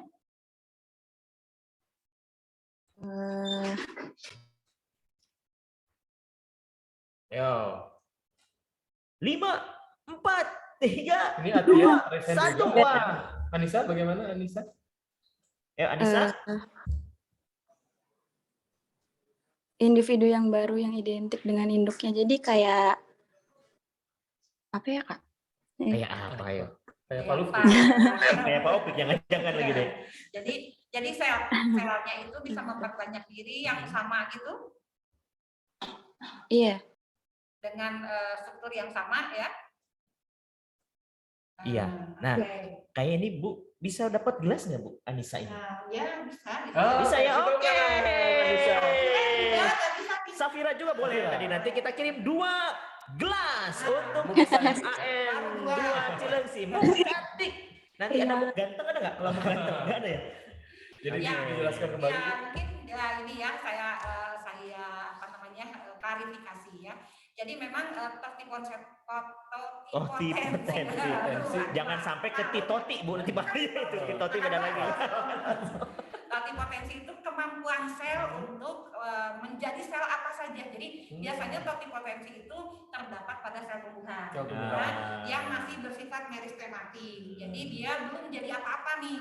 Jadi belum jadi akar, batang, belum mengalami berarti diferensiasi. Seperti kita ya, belum jadi apa-apa. Memang pengen jadi apa? Nah, jadi sel tumbuhan itu memiliki kemampuan untuk memiliki totipotensi ya. Jadi artinya karena dia itu tadinya kan sebagai sel meristematik, kemudian diferensiasi menjadi epidermis, epidermis, kemudian xilem, gitu kan. Floem, kemudian menjadi akar, batang, daun. Nah, karena dia berasal dari sel meristematik, ketika dia juga masih punya kemampuan untuk kembali menjadi meristematik kembali. Kembali ke sel awal. Jadi itu kemampuan totipotensinya. Makanya kalau tumbuhan itu bisa dipotong-potong, di stek, bisa tumbuh lagi. Kan? Nah, betul. Coba hewan dipotong-potong. Digoreng.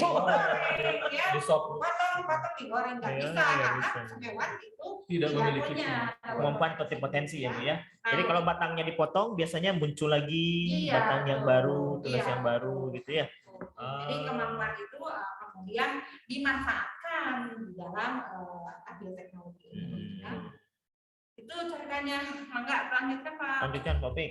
Kita next. Nah, jadi ini sebetulnya bisa dikatakan bioteknologi ini sebagai kunci teknologi abad 21. Ya. Maksudnya gimana? Jadi juru kunci. Sebagai kunci teknologi artinya berbagai bidang itu bisa melibatkan bioteknologi sehingga saat ini ada peningkatan kualitas hidup gitu ya. Jadi peningkatan kualitas hidup di abad 21 ini bisa ditunjang dengan bioteknologi gitu ya. Bioteknologi ini baik yang klasik atau yang tradisional maupun yang modern sama-sama berkembang saat ini. Artinya bukan berarti kita sekarang di zaman modern meninggalkan teknologi yang konvensional. Buktinya orang masih tetap memakai HP, masih bertahan. Tapi yang modern ini perkembangannya lebih luas lagi karena itu tadi ada 4 bidang itu, medis, kemudian pertanian, gitu ya, kemudian industri dan juga akuatik ya. Nah seperti itu. Jadi memang mau tidak mau orang zaman sekarang tidak bisa terlepas dari bioteknologi ya. Iya, sampai obat-obatan sekarang Bu yang lagi itu ya. Misalnya yang obat untuk antibiotik itu kan dari juga bioteknologi, pemanfaatan mikroorganisme yang luar biasa. Jadi dari sini kita sepakat ya Pak Lutfi ya bahwa bioteknologi itu nggak bisa dipandang sebelah mata ya. Kita nggak bisa, nggak mungkin, susah Pak mandang sebelah mata. Iya, kita nggak mungkin gitu ya hidup tanpa bioteknologi. Betul. Rasanya kita keseharian kita itu dekat sekali dengan roti, yogurt, kemudian juga atau bahkan di bidang medis mungkin di antara kita ada yang pernah mendapatkan manfaat ya dari pemanfaatan bioteknologi. Kulit manggis itu jadi kapsul. Obat. Masih ada Bu? Nah ini mungkin juga sudah ciri-cirinya dia. Ciri-cirinya yang konvensional itu memang tidak dilandasi ilmiah ya. Berdasarkan pengalaman saja diwariskan dari turun-temurun. Oh ini nih kalau sejarahnya panjang ya. Pakai ragi gitu. Iya. Dan umumnya belum diproduksi secara massal kan biasanya di skala rumah tangga. Karena terbatas mungkin ya dari segi teknologinya ya Bu ya. Lain hal kalau di Eropa itu keju ya. Nah itu yang sudah skala besar ya kalau keju itu. Iya skala industri ya. Kalau industri itu ada roti jangan sebutin merek. Oh ini roti kecil-kecil, ada roti kecil-kecil gitu ya. Ada roti kecil-kecil itu juga tempe tuh. Tempe digoreng enak ya Pak. Kelebihannya ya kalau yang konvensional itu relatif lebih murah kan, teknologinya juga sederhana. Kemudian pengaruh jangka panjang umumnya sudah diketahui karena sistemnya sudah mapan. Karena turun-temurun tadi ya. Oh ini makanya kalau bikin ini harus caranya begini misalnya gitu ya. Sudah ajub gitu ya, udah ketahuan. Tapi yang kekurangannya adalah perbaikan sifat genetik tidak terarah. Jadi kalau misalnya ketika kita menghilangkan suatu tanaman ya dengan tanaman lain, misalnya tanaman yang buahnya manis, enak, tetapi tidak tahan hama. Ya. Dikali ingin kita disilangkan dengan yang tahan hama, meskipun buahnya nggak enak. Disilangkanlah. Nah, ketika disilangkan antara serbuk sari dengan kepala putih, itu kan yang bergabung itu gen-gennya semuanya, semuanya random gitu. Nah, acak, kita tidak ada jaminan bahwa yang bersatu itu adalah yang unggul, yang menyebabkan rasa buahnya enak, tahan terhadap hama. Bisa jadi sebaliknya, tidak tahan hama dan tidak enak gitu. Sama dengan selebor tadi, Bu. Inginnya kan salak Bogornya itu manis, tetapi rasa kecutnya tetap masih ada. Hilang ya. Iya, bentuknya juga ternyata dominan salak Bogor, jadi kecil bentuknya itu, tapi enak. Enak untuk dimakan. Iya, nah ini biasanya kalau yang konvensional ini harus bertahap. Jadi lama gitu melakukan ininya namanya uji coba gitu ya, disilangkan lagi. Dan biasanya kalau ada anakan itu mengalami kemunduran ya Bu ya, sifat genetisnya itu mengalami kemunduran. Iya. Kemudian tidak dapat mengatasi masalah ketidaksesuaian genetik ya. Hasil tidak dapat diperkirakan sebelumnya, memerlukan waktu lama untuk menghasilkan suatu galur baru. Dan tidak dapat mengatasi kendala alam ya. Ini yang konvensional. Nah, yang modern ini ciri beberapa ciri diantaranya adalah tentunya dilakukan dengan menggunakan prinsip ilmiah ya, karena tadi harus melibatkan berbagai bidang ilmu ya, karena betul-betul harus dikaji supaya apa yang dilakukan itu sesuai dengan prosesnya juga ya, metodenya, prosesnya harus sesuai semuanya. Dan ilmunya juga harus mendalam nih. Iya. Dilakukan tidak hanya berdasarkan prinsip turun-temurun, tetapi berdasarkan pengkajian yang mendalam ya, dan dapat diproduksi secara massal. Itu kelebihannya. Ya, itu. Ya, Misalnya perbaikan sifat genetik bisa dilakukan secara terarah. Nah, sebaliknya dengan yang tadi. Kenapa bisa terarah? Karena kita bisa mengatur sendiri. Gen mana yang diinginkan itulah yang kemudian disisipkan dengan harapan nanti si gen itu akan terekspresi dan menghasilkan sifat baru. Ya.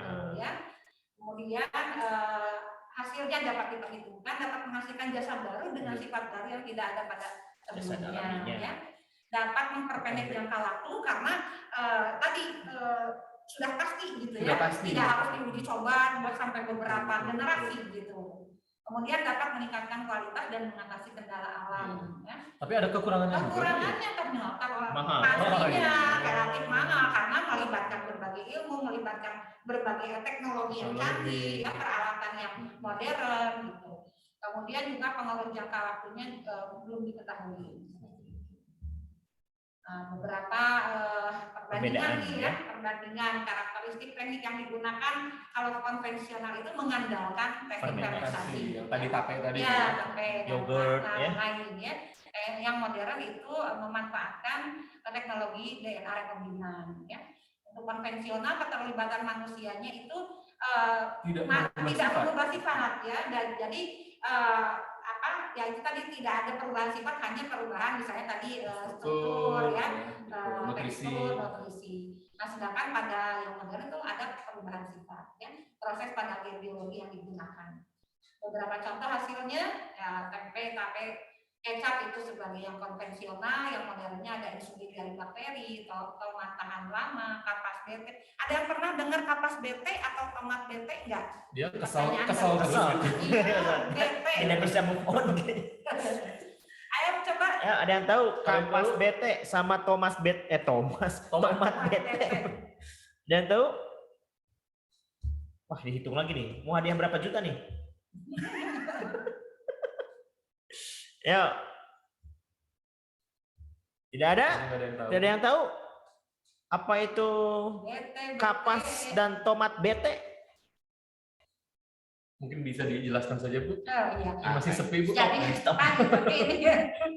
belum pernah dengar. Tadi dia udah dengar kalau dengar. Barusan dengarnya ya. Baik.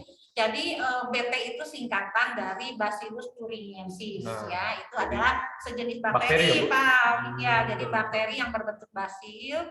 Jadi bakteri ini punya kemampuan untuk dia menghasilkan enzim, menghasilkan toksin yang bisa merusak sistem pencernaan serangga. Jadi kalau serangga, kalau bakteri ini kemakan sama serangga, dia akan mengaktifkan toksinnya itu di dalam pencernaannya di dalam usus serangga, kemudian dia merusak dinding ususnya. Kira-kira serangganya bakal apa tuh? Bakal meninggal dunia. menutup mata, tidur. Mati jadinya serangganya. Nah, kemampuan ini kemudian dimanfaatkan atau sebetulnya sudah lama dimanfaatkan si Bacillus thuringiensis ini dijadikan sebagai bioinsektisida, biopestisida atau insektisida yang disemprotkan. Nah, tetapi kan aplikasinya itu tidak mudah gitu. Nah, sekarang dilakukan atau dipermudah dengan menyisipkan gen mana nih gen yang menghasilkan toksinnya tadi. Jadi setelah ditemukan potongan gen yang menghasilkan toksinnya tadi, dipotong kemudian disisipkan ke dalam E. coli, kemudian E. coli-nya dikembangbiakan, diinsertkan ke dalam, disisipkan ke dalam tumbuhan. Nah, dari kapas. Akhirnya jadi diharapkan kapasnya itu mengeluarkan tahan hama. Tapi ini masih kontroversi ya Bu ya, masih belum dirilis sebetulnya topik kapas dan tomat BT ini karena khawatir merusak lingkungan. Iya, jadi masih di budidayanya itu budidaya terbatas, jadi tidak dilepas ke pasarannya di si tanaman ini itu karena ini hanya sebatas keperluan penelitian dalam tahap penelitian seperti itu ya Bu ya saat ini ya. Jadi sebetulnya potensinya besar ya, bagus, cuma memang pengkajiannya perlu dikaji lagi lah ya. Karena ini kan kekhawatiran dari sisi lingkungan ya. Karena merusak ekosistem nanti ya. Nanti si serangganya itu nggak punya makanan, nggak dapat makanan gitu. Ya siklus hidupnya ya ekosistem yang akan terganggu. Bete semua hewan-hewan tuh kalau dengar kapas apa sih? Bete. Udah jangan deketin gitu. Nah, ini produk-produk bioteknologi modern ya, selain yang tadi kapas bete ya. Produk bioteknologi modern itu antara lain berupa makhluk hidup transgenik. Nah, ini juga yang masih kontroversi juga. Iya, betul Bu, ini juga. Jadi makhluk hidup yang telah diubah sifatnya sehingga memiliki keunggulan ya. Nah, sebetulnya keunggulannya sih ini tujuannya positif ya. Tetapi ya tapi ada aspek-aspek tertentu, biasanya aspek lingkungan ya yang dirugikan. Ini saya baca contohnya Bu, bakteri yang mampu menambang tembaga. Dia mampu bisa kita di tanah untuk menambang tembaga. Ada jenis bakteri yang digunakan di bidang pertambangan. Kalau ini enggak kontroversi karena tidak berkaitan dengan lingkungan. Jadi dia memisahkan ya Bu ya, unsur-unsur di tanah gitu. Jadi kan ya kalau orang menambang itu kan logam itu semuanya ada campur. Nah, si bakteri ini Thiobacillus ya, namanya Thiobacillus itu bisa memisahkan biji, misalnya kalau tembaga dengan yang lain. Ada tembaga, ada emas yang sudah ditambang juga. Pinter ya. Iya. Kuliah di mana ya? Di mana ya? Biologi ya. Kemudian bakteri yang mampu membersihkan lingkungan yang tercemar. Nah, ini seperti misalnya ada Bu yang sekarang lagi itu kalau tumpah minyak di lautan. Nah, itu kan supaya terkumpul dan terurainya cepat. Nah, karena ini bakteri itu bisa memecah rantai karbon yang panjang itu ya, yang bisa menutupi permukaan air kan, dipecahkan menjadi molekul-molekul kecil sehingga terurai akhirnya oleh bakteri. Juga mengubah bahan pencemar menjadi bahan lain yang tidak ini yang positifnya ya, tapi kalau transgenik yang lain ini sebenarnya masih perlu kita diskusikan lebih mendalam ya Bu ya. Oke. Ini teknologi-teknologinya. Antibodi monoklonal ya, ini juga antibodi yang sifatnya spesifik diproduksi dari kelangsungan sel yang menghasilkan antibodi. Nah, ini kita semua kan sebetulnya butuh antibodi dalam proses. Nah, ini makanya sekarang itu sudah banyak diproduksi antibodi. antibodi yang diklon dari apa namanya ini dari apa namanya mikroba ya untuk dimanfaatkan. Kemudian ada bioproses yang fermentasi, saya kira fermentasi sudah tidak asing lagi ya. Ya, kemudian ada biodegradasi ini yang teknologi biodegradasi, yaitu mikroba dengan enzim pendegradasi yang digunakan untuk membantu pemecahan lingkungan. Tadi contohnya sudah sama tahu ya. Karena masuk juga bioremediasi. Ini yang justru bermanfaat untuk lingkungan. Bermanfaatan untuk membersihkan polusi. Kemudian kultur sel dan jaringan ya. Kultur jaringan itu pada tumbuhan ini sudah banyak juga digunakan untuk berbagai keperluan ya.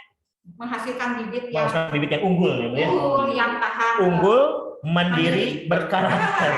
Bibit unpak gitu ya. Jadi unpak. Visi unpak ya. Kultur jaringan itu ada yang dimanfaatkan untuk memproduksi ini metabolit sekunder. Apa itu? Jadi kan tumbuhan itu berbagai jenis tumbuhan itu bisa memproduksi atau menghasilkan suatu metabolit sekunder, seperti misalnya kalau apa namanya teh itu menghasilkan tanin, ya, kopi menghasilkan kafein, ya. Nah itu adalah bahan aktif kan, metabolit sekunder namanya. Nah ada di Amerika itu sudah dihasilkan melalui teknik kultur jaringan itu tanaman yang kita tidak perlu menanam tanamannya, tetapi kita bisa mengambil metabolit sekundernya. Salah satunya itu chewing gum itu dari salah satu jenis tanaman sapotase. Oh iya. Sapotase itu. Jadi dia si tanaman sapotase ini kan memproduksi karet. Karet, tapi bukan karet untuk ban ya. Karet untuk permen karet kan beda dengan karet untuk ban ya. Kalau untuk sama mah nanti ketelan. Nah, si chewing gum ini ternyata bisa diproduksi dengan teknik kultur jaringan. Jadi si dikulturkan aja si jaringan itunya dikulturkan, apa namanya? Misalnya diambilnya misalnya dari pucuk ya, dari pucuk, kemudian dikulturkan, dia menghasilkan sel-sel yang apa sih namanya itu disebutnya sel-sel kalus yang berbungkul-bungkul, nanti kalusnya itu jadi dia dengan modifikasi dari medium, nah dia bisa memproduksi karetnya tadi itu di dalam ini. Betul-betul sangat memangkas ya. Jadi tidak perlu nanamnya, produksi chewing gum. Nah, biosensor ini juga ini termasuk teknologi yang modern ya. Gabungan antara biomolekuler dengan mikroelektronika. Jadi alat pendeteksi yang terdiri atas substansi biologi dengan transducer elektronika. Jadi ini penggabungan ya. Biasanya digunakan untuk mengukur yang kadarnya rendah sekali. Ya. Jadi berupa mikroba, sel tunggal dari hewan, atau enzim, antibodi dan lain-lain. Biosensor. Rekayasa genetik saya kira ini juga sudah familiar ini ya. Teknologi DNA rekombinan yang itu yang menjadi dasar bioteknologi molekuler. Menggabungkan materi genetik dari 2 atau lebih sumber ya, kemudian melakukan perubahan dan menghasilkan suatu materi genetik tertentu ya. Jadi seperti tadi yang BT ya. Bacillus ya. Iya. Bacillus thuringiensis. Sorry. Ada rekayasa protein juga nih. Jadi, protein bisa direkayasa ya? Bisa. Jadi kalau tadi DNA-nya yang direkayasa, kalau sekarang proteinnya, artinya si protein ini kan, produksi protein ini kan dikendalikan oleh DNA juga kan. Nah jadi si DNA-nya ini bisa untuk meningkatkan jumlah protein yang dihasilkan gitu. Jadi meningkatkan performa dari protein tersebut gitu ya. Jadi secara teori kan setiap protein dapat dikonstruksi dari bahan dasarnya, dan memang ini penelitiannya masih berjalan terus ya. Jadi dengan produk ini daya katalis enzim itu kan fungsinya untuk katalisator. Nah, kemampuan katalisisnya itu menjadi meningkat. Lebih kuat, lebih cepat. Oke. Ya, saya kira itu. Wah, udah terima kasih lah. Oke. Saya berasa kuliah lagi, berasa jadi mahasiswa lagi. Kita ngobrol. Saya jadi mahasiswa lagi kalau gitu ya. Baik, ya. Pak Lutfi, sekarang ngapain kita nih? Nah, tadi kita sudah dengar pemaparan ya materi juga obrolan kita semua berkaitan dengan bioteknologi. Nah, sekarang Bu, kita masuk ke dalam sesi tanya jawab. Oke. Jadi adik-adik semuanya dari SMA Negeri 2 Cilengsi, mumpung ada pakarnya ya. Pakar atau bukan? Kan ibu-ibu. Ya, ibu. Tetap pakar ya? Sebagai pakar. Silakan jika ada yang mau bertanya supaya kita lebih interaktif. Ya, silakan. Kamera dan mikrofonnya. Silakan. Kameranya on kan? Seputar bioteknologi.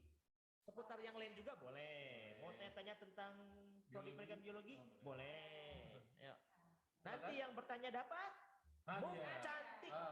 Ada muk cantik, ada tumbler ya. Tadi sudah 2 ya yang itu ya. Masih tersedia banyak nih. Nah, ini ada yang bertanya Bu yang raise hand. Anissa, silakan dibuka mikrofonnya dan kameranya. Silakan bertanya langsung ke Ibu. Silakan Anissa. Adek Anissa, silakan. Ya. Halo, Dek Anissa, sehat? Lah. Putus-putus? Alhamdulillah. Alhamdulillah. Oke. Langsung pertanyaannya. Ibu, saya izin bertanya terkait materi perbedaan yang bioteknologi modern dan konvensional. Saya ingin bertanya, kenapa skala produksi bioteknologi modern itu lebih besar dari konvensional? Padahal kalau konvensional itu kan siapapun bisa-bisa saja menghasilkan produknya. Oke, Itu wah, saja. pertanyaan bagus nih, Popik. Ya, luar biasa. Tepuk tangan lu dong untuk Anissa. Mau ditampung dulu atau langsung dijawab? Langsung aja ya. Langsung aja. Oke, silakan, Bu. Anissa ini yang tadi menjawab ini juga tadi ya. Iya, betul. Anissa ini sangat aktif sekali nih, Anissa ini ya. Terima kasih nih Anissa ya. Anissa apa katanya tertarik di bidang bioteknologi kelihatannya ya. Jadi kenapa sih kok yang industri yang modern itu skalanya besar sementara yang konvensional itu skalanya kecil padahal lebih banyak orang yang bisa melakukan gitu ya. Ya betul Anissa, jadi yang konvensional itu memang banyak orang yang bisa melakukan, tetapi karena sifatnya masih dalam skala rumah tangga ya sederhana, maka produksinya juga tidak bisa massal itu ya. Massal gitu ya. Sebetulnya bukan tidak bisa massal juga, ada juga kalau yang sudah diindustrialisasi ya. Seperti tadi yogurt kan, sekarang industri ya. Itu yang ada merek tertentu. Mereknya Cimahi itu. Ada yang merek Cimahi, ada yang merek apa sih? Yang sekarang gitu kan. Ya titik-titik gitu ya. Itu sebetulnya juga sudah skala industri ya. Jadi itu termasuknya sebetulnya teknologinya konvensional, tetapi sudah skalanya industri. Ya. Jadi kalau dilihat dari luas atau tidaknya atau besar atau tidaknya bergantung kepada pemanfaatannya. Gitu. Kalau masih dalam skala rumah tangga memang masih terbatas. Gitu. Tetapi kalau sudah diindustrialisasi ya itu sudah cukup banyak juga. Oke. Begitu ya Anissa ya. Seperti itu Anissa. Iya. Bagaimana? Iya. Sudah cukup. Oke. Terima kasih. Ya, terima kasih Dek Anissa. Oke, yang lain silakan. Yang mau salam-salam juga boleh. Radio. Yang tadi Anissa Mutia juga atau ada Anissa Dwi yang tadi menjawab. Oh iya ya, ini Anissanya ada 2. Barusan Anissa Mutia ya? Iya. Safira sekarang Safira Fitri. Iya, silakan Safira. Halo Kak dan Ibu, Assalamualaikum warahmatullahi wabarakatuh. Waalaikumsalam. Alhamdulillah dipanggil kakak. Seperti wajah kita masih muda. Silakan Safira. Ya, jadi kan tadi Ibu sudah menjelaskan tentang berbagai contoh bioteknologi gitu, kayak bahan pangannya apa aja. Terus Safira sempat mencari-cari di Google kayak salah satunya itu bahan pangan tempe gitu. Sekarang Fira bertanya, kenapa sih kandungan tempe sama kedelai itu lebih tinggi tempe daripada kedelai? Padahal kita ketahui bahwa tempe ini dia dibuatnya dari kedelai juga gitu, sumbernya dari kedelai juga. Tapi kenapa kandungan dari tempe lebih tinggi daripada kedelai? Seperti itu, Bu. Sekian dari saya. Wassalamualaikum warahmatullahi wabarakatuh. Waalaikumsalam warahmatullahi wabarakatuh. Bagus juga nih. Tepuk tangan dong. Safira rajin mengkonsumsi tempe? Dalam bentuk orek. Tempe orek. Silakan, Bu. Termasuk makanan favorit Boleh, tempe iya. ya. Iya. Silakan, Bu. Ya baik, terima kasih Safira, pertanyaannya bagus sekali ya. Mungkin yang lain juga Ditunggu ya. Ditunggu. Kemudian yang lain juga mungkin Penasaran. berpikiran yang sama Iya, ya. betul. Cuma siapa nih pasti Iya. biasanya suka Suka kemungkinan gitu berdua. yang mau bertanya tuh ya. Nah, jadi di sini kita lihat tadi kan peranan rhizopus ya, rhizopus yang mengubah protein kedelai menjadi protein tempe gitu ya. Nah, kenapa protein sama-sama protein kenapa dikatakan proteinnya lebih bagus gitu ya? Nah, jadi sebetulnya masalah bagus atau tidak itu tergantung kita melihatnya dari sisi mana gitu ya.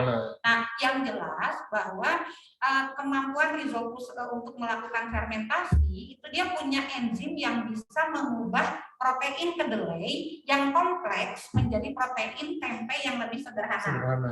Jadi bentuk proteinnya lebih sederhana. Nah, sehingga kenapa dikatakan lebih secara nutrisi lebih baik? Karena dengan protein yang sederhana ini lebih mudah untuk dicerna.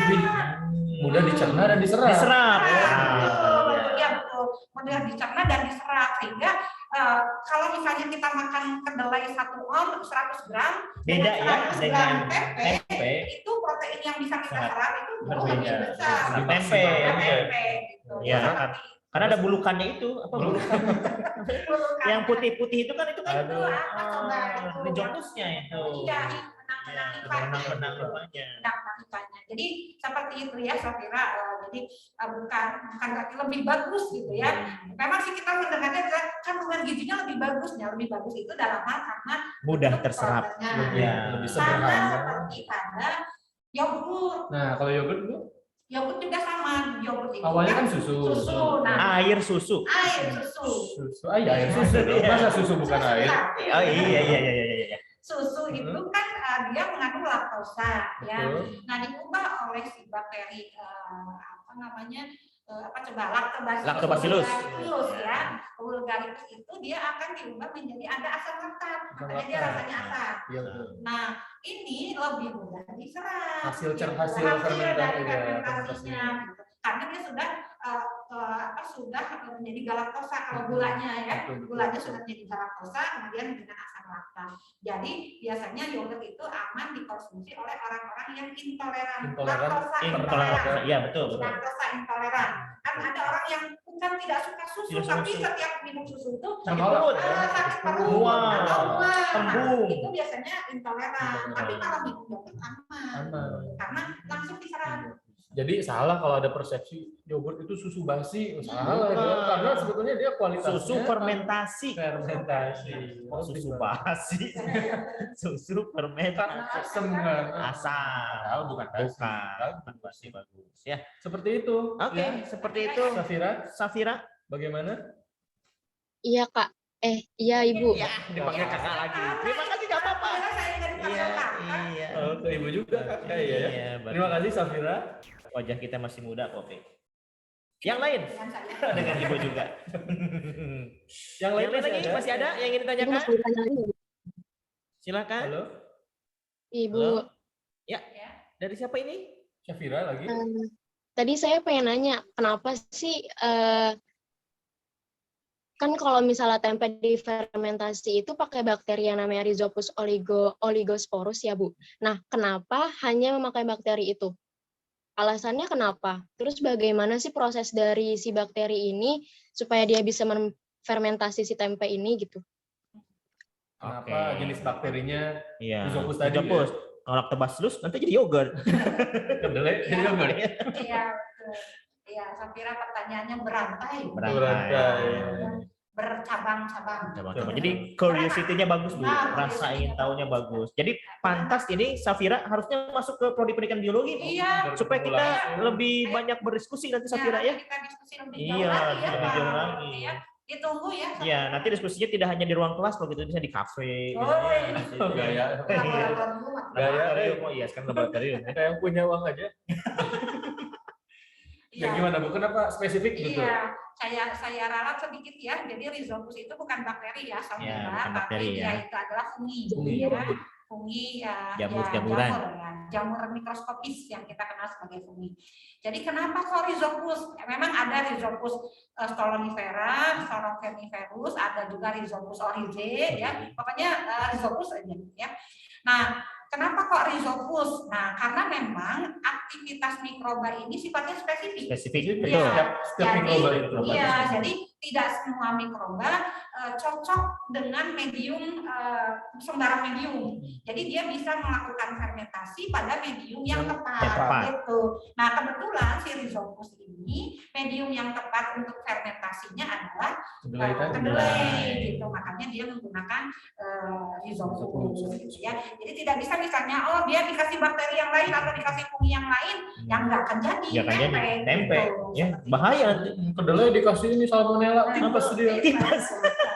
Atau ada juga misalnya, ada juga meskipun bisa juga ada beberapa yang agak apa ya, yang agak tidak terlalu strict gitu ya, seperti Neurospora oncom. Dia bisa medianya itu bisa kacang tanah. Nah, bisa kita Oncom Bandung itu medianya kacang tanah. Makanya beda oncom Bandung dengan oncom Bogor. Yang oncom merah. Ya. Nah, oncom merah itu dibuat dari ini ampas itu ya, ampas tahu. Jadi dia bisa juga tumbuh di situ, bisa juga tumbuh di sana. Luar biasa. Ibu pakar oncom juga. Tempe, oncom dari kedelai pakai salmonella. Jadi tipes. Ya, biasa kalau ibu-ibu kan mengolahnya karena jangan. Ini kalau ibu favoritnya tahu. Tahu. Ya. Karena pintar. Oh ya, serba tahu. Kita makan tahu yang enak waktu itu ya. Iya. Luar biasa lah. Oke, itu ya. Safira, yang lain lagi? Yang lain mungkin dua penanya lagi ya. Kita menjelang Jumatan nih. Dua penanya lagi. Silakan. Laila mau bertanya. Laila sudah aktif kamera? Ini Bu. Ini mahasiswa kita. Ini Bu Laila. Bukan mahasiswa ya. Alumni ini mah. Ibu Laila. Halo Ibu, Bapak. Ibu Laila alumni ngajar di sana, Ibu Laila? Iya, Bapak. Alhamdulillah, selamat ya. Yang dulunya Bu Laila ini diajar sama Bu Sur. Sekarang bisa mengajar adik-adik di SMA. Ya, alhamdulillah. Jangan-jangan pembimbingnya baru ya Bapak Opi ya. Bu Laila ada kirim-kirim pesan. Kirim salam bagi dosen-dosen yang lain. Kirim kapan juga boleh. Oke, Bu Laila, gimana Bu Laila kabarnya? Gimana setelah lulus nih kan langsung mengajar? Bagaimana nih keilmuan yang dari biologi mudah diterapkan, langsung bisa diterapkan atau seperti apa Ibu Laila? Alhamdulillah Pak gitu. Dari saya gitu pribadi ya, yang berkuliah di Universitas Pakuan khususnya di pendidikan biologi gitu sangat bermanfaat sekali gitu. Apalagi dosen-dosennya yang super duper ramah, super duper baik, Masya Allah sekali gitu. Cara mengajarnya. Iya, sangat super duper hebat kalau dosen-dosen biologi ini cara mengajarnya gitu, cara menjelaskannya sangat mudah dipahami gitu. Apalagi kegiatan-kegiatannya ya Bapak. Oh iya, kita pulang kemana kemarin Laila kuliah lapangan? Kita ke Lampung, Bapak, ke Lampung, ke Bukit Barisan. Ke Taman Nasional Bukit Barisan Selatan waktu itu ya, Laila ya. Perjalanan panjang. Dengan Ibu Laila. Sangat panjang. Panjang sekali. Untuk anak-anak Ibu nih, kelas 12 nih, kalau mau di jurusan biologi gitu, berminat di biologi, silakan langsung ke Universitas Pakuan karena tidak diragukan lagi menurut Ibu, Masya Allah sekali kalau di Universitas Pakuan ini kualitasnya.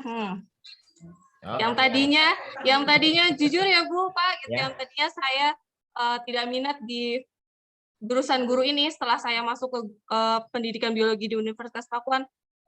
Jadi hati saya tuh terbuka benar-benar. Cara penjelasannya Bapak Ibu tuh membuat hati saya tuh, oh ternyata benar menjadi guru gitu. Apalagi untuk hal yang kita senangi, kita suka biologi gitu. Jadi guru itu hal-hal yang sangat membanggakan untuk diri saya sendiri gitu Pak Bu. Terima kasih sekali lagi untuk ajarannya. Selalu Pak. sukses Bu Laila menjadi Amin, ibu guru amin. di SMA Negeri 2 Cilengsi. Ya, Terima tepuk tangan dong untuk Ibu Laila ya. Terima kasih biologi Bu Laila. di sana ya. Guru biologi di sana. Jadi bukan kita yang bilang ya, Bu Laila ya. Ya, tadinya juga saya sangat kaget. Ternyata dari Universitas Pakuan hari ini ya jadwalnya gitu. Jadi surprise juga ya ini ya. Iya, Bapak saya surprise banget. Oke, selamat Anda kena prank. Bukan acara itu. Bukan acara itu, bukan acara Oh, lagi bukan, ya. bukan, Pak, bukan. Bukan lagi ya. Pokoknya Bu Laila ditunggu main di kampus ya. Siap, Nah, ini Pak. tuh bagi sekolah-sekolah yang lain yang berminat juga ingin mengikuti program dosen go to school ya, bisa langsung follow IG Pendidikan Biologi ya, FKIP Unpad, bisa di DM ya langsung ke adminnya minat untuk dosen go to school. Dan ini kita masuk ke episode 2 Ibu Laila ya. Ini sekolah kedua kami melaksanakan program dosen go to school. Gratis. Ya. Kita ya, mau diminta apa aja, mau materi apapun ya, asal kami bisa. Insya Allah bisa. Pasti bisa. Pasti bisa. Biologi ya, biologi. Oke, yuk bisa yuk. Itu kan ya karena sekarang ya. Oke, yuk bisa. Oke, terima kasih Ibu Laila. Yang lain masih ada ya? Masih ada adik-adik yang mau penasaran, mau bertanya Saya gitu mau ya. bertanya, Kak. Gadis, ya namanya siapa? Nama saya Gadis Rifani. Gadis, alhamdulillah ada namanya Gadis ya. Silakan Gadis. Saya mau bertanya, di dalam bioteknologi modern itu kan ada yang telah diciptakannya bayi tabung. Nah, itu cara kerjanya bagaimana ya, Bu? Dan kekurangan dan kelebihannya itu apa aja? Oke, bagus nih. Pertanyaan bagus, Budi. Jadi jangan sampai pemikiran itu bayi tabung, bayi yang dimasukin ke tabung. Tabungnya tabung gas. Iya. 3 kilo lagi. 3 kilo lagi ya. Oke, terima kasih Gadis atas pertanyaannya yang bagus. Kita berikan dulu tepuk tangan untuk Gadis. Oke. Gimana Bu? Terkait dengan bayi tabung. Bayi tabung ya. Jadi bayi tabung itu ya betul Pak Lutfi, jangan sampai berpikir bayi yang disimpan di tabung gitu ya. Jadi kenapa disebut bayi tabung? Karena proses fertilisasinya ya, proses fertilisasi atau pembuahannya, pertemuan sel telur dengan sel spermanya dilakukan di dalam tabung ya, di dalam tabung reaksi khusus tentunya ya. Ini biasanya dilakukan pada pasangan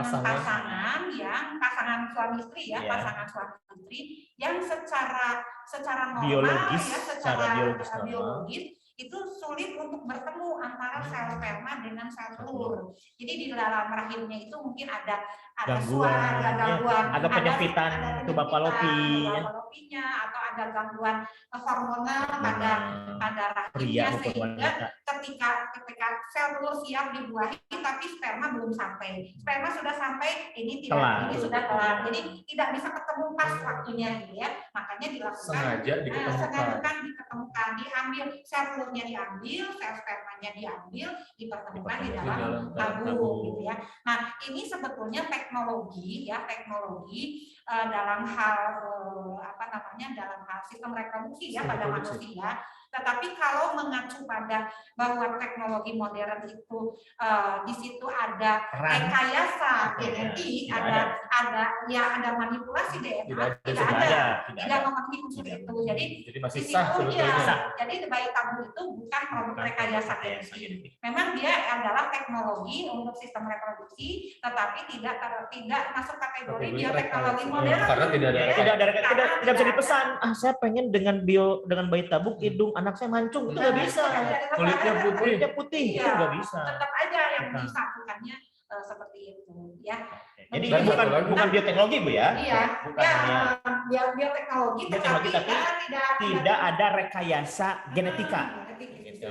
Nah biasanya di syaratnya itu ya cukup berat juga, cukup maksudnya cukup selektif KTP, karena pasangan suami istri yang minimal sudah menikah selama 1 tahun, belum ada keturunan, kemudian setelah diperiksa semuanya normal, baik yang laki-laki maupun yang perempuan. Karena kalau yang salah satu tidak normal juga tidak bisa dipertemukan. Dan juga kalau mau buat bayi tabung harus mengirimkan slip gaji. Mahal. Iya, program Bu, biar nggak ketinggalan itu kan si sperma ovum bertemu di dalam tabung. Gedenya di mana tuh bayi? Gedenya mah tetap nanti ya, tetap di rahim. Setelah di fertilisasi biasanya nggak satu nih kalau di beberapa ada ya, beberapa, ada beberapa. Nanti dilihat yang berkembang yang mana, yang berkembang yang mana, yang mengalami kan setelah fertilisasi itu kan mengalami pembentukan zigot ya. Setelah zigot itu stadium A2, 4, morula, dan seterusnya. Nah, yang berkembang itu kemudian diambil, ditanamkan lagi kembali ke rahim. Nah, memang ketika masuk ke ditanamkan di rahim juga masih ada kemungkinan untuk gagalnya, masih ada kegugurannya ya, karena dinding rahimnya siapa tahu belum siap gitu. Jadi tanggal-tanggal fase-fase dinding rahim siap itu pun harus diperhitungkan gitu. Jadi fase menstruasi, fase apapun itu harus dilihat ketika proses bayi tabung. Jadi yang dipertemukannya hanya sperma dan ovum di luar tubuh, tapi kalau sudah berubah jadi zigot ditanamkan di rahim. Tetap ya. Jadi jangan salah kaprah. Bayi tabung gede di tabung, keluar dari tabung, gas. Tabung gas. Ya, Dek Gadis. Baik Ibu, terima kasih atas penjelasan. Selamat, Dek Gadis mendapatkan mug cantik. Ini mugnya masih ada ratusan, Pak Lutfi sebetulnya masih ada banyak. Sayang nih, harusnya dibagikan semua nih. Tapi waktu kita juga terbatas. Ibu Laila kalau mau dapat mug cantik harus datang ke kampus. Biar bisa ketemu lagi. Oke, baik, kelihatannya Bu ini waktu jua yang memisahkan kita. Ya, time is waktu kalau ya. Jadi waktu sepertinya harus kita sudah. Sebetulnya kita masih ingin selalu bersama dengan para adik-adik semua. Mudah-mudahan nanti kita bisa bertemu di lain waktu lagi dan kesempatan dengan materi yang berbeda. Dan kami ingatkan sekali lagi bagi para sekolah-sekolah menengah atas yang ingin belajar bersama dengan kami di program studi pendidikan biologi, sekali lagi bisa follow IG kami Pendidikan Biologi FKIP Unpad ya, dan bisa DM admin ya, dan bisa juga follow medsos kami, bisa Facebook ya, bisa juga YouTube kami ya, dan kita bisa berkenalan lebih jauh. Terlebih lagi jika adik-adik berminat masuk ke program studi pendidikan biologi, Pendidikan Biologi membuka pendaftaran untuk adik-adik semua, dan saat ini jika daftar hari ini adik-adik masih masuk pada gelombang 1 ya, karena batas kita sampai bulan April. Kami membuka pendaftaran dan pendaftarannya bisa di rumah saja dengan mengklik pmb.unpad.ac.id. Bikin akun, registrasi. Jangan lupa pilih program studi pendidikan biologi. Oke. Jangan lupa pakai pendidikan ya. Iya, jangan lupa pendidikan karena ada biologi murni juga, Bu. Iya, ada biologi murni. Pendidikan biologi FKIP. Jadi kalau pendidikan biologi itu murninya dapat, pendidikannya dapat.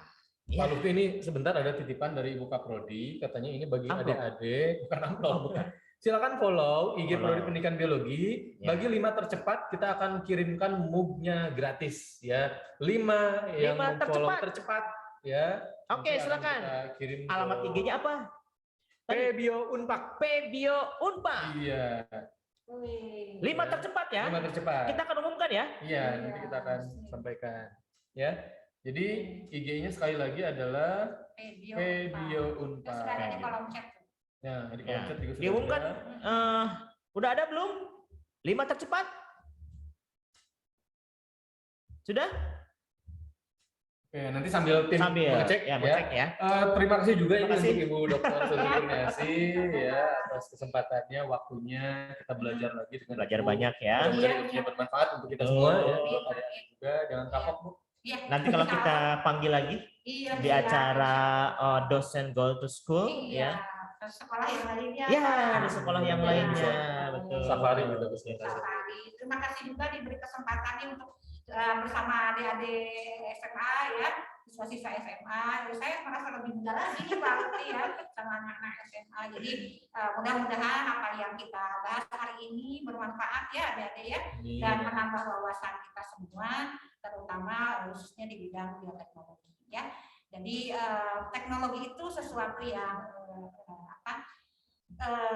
sudah selayaknya kita gunakan, tetapi juga digunakan secara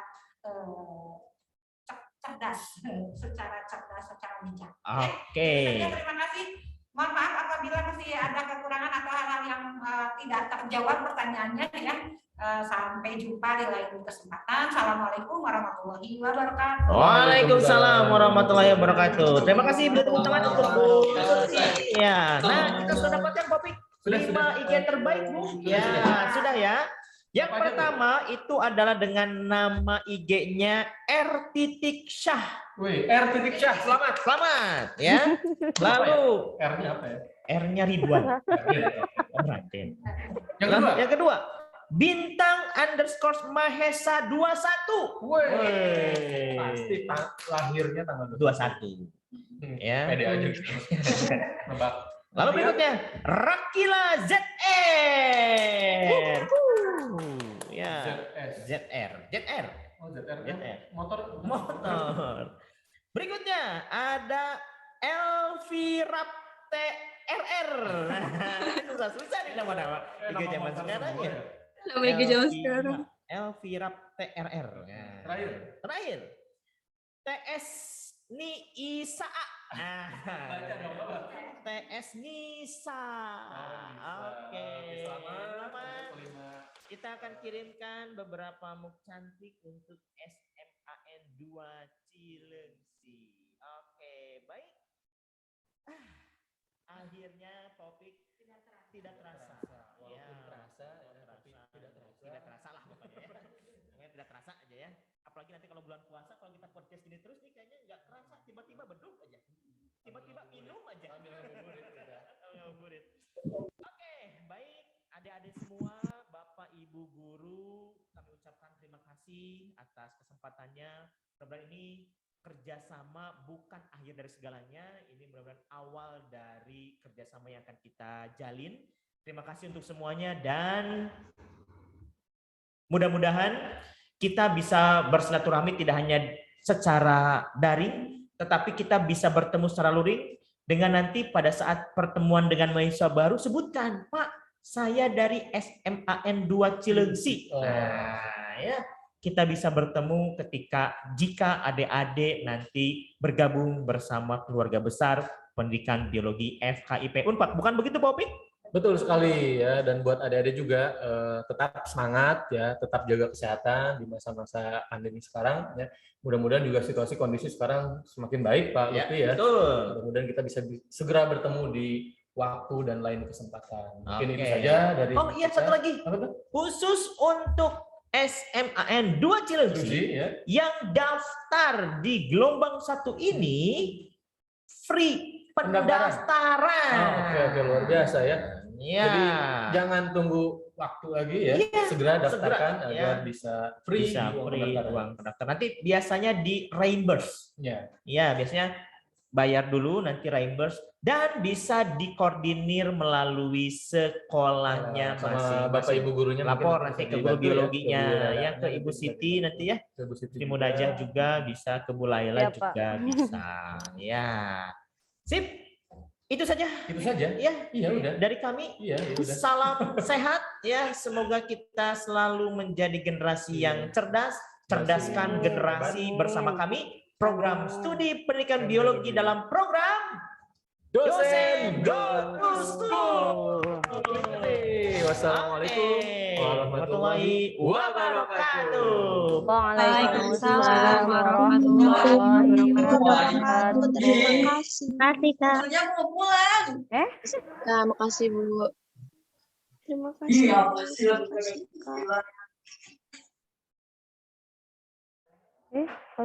Screenshot dulu. Ini masih di. Oke, kita foto-foto dulu ya. Bisa aktifkan kameranya, kita foto bersama. Yuk, Sofia. Adik-adik mahasiswa bisa aktifkan kameranya. Adik-adik siswa? Mahasiswa lagi. Adik-adik siswa bisa aktifkan. Ibu Siti Munajah, terima kasih. Saya kemarin yang ke sekolah, Bu. Kemarin saya pakai masker. Oke, kita foto bersama dulu ya. Kameranya tolong dibuka. Oh gitu, Bapak. Aisyah, Rama Aisyah.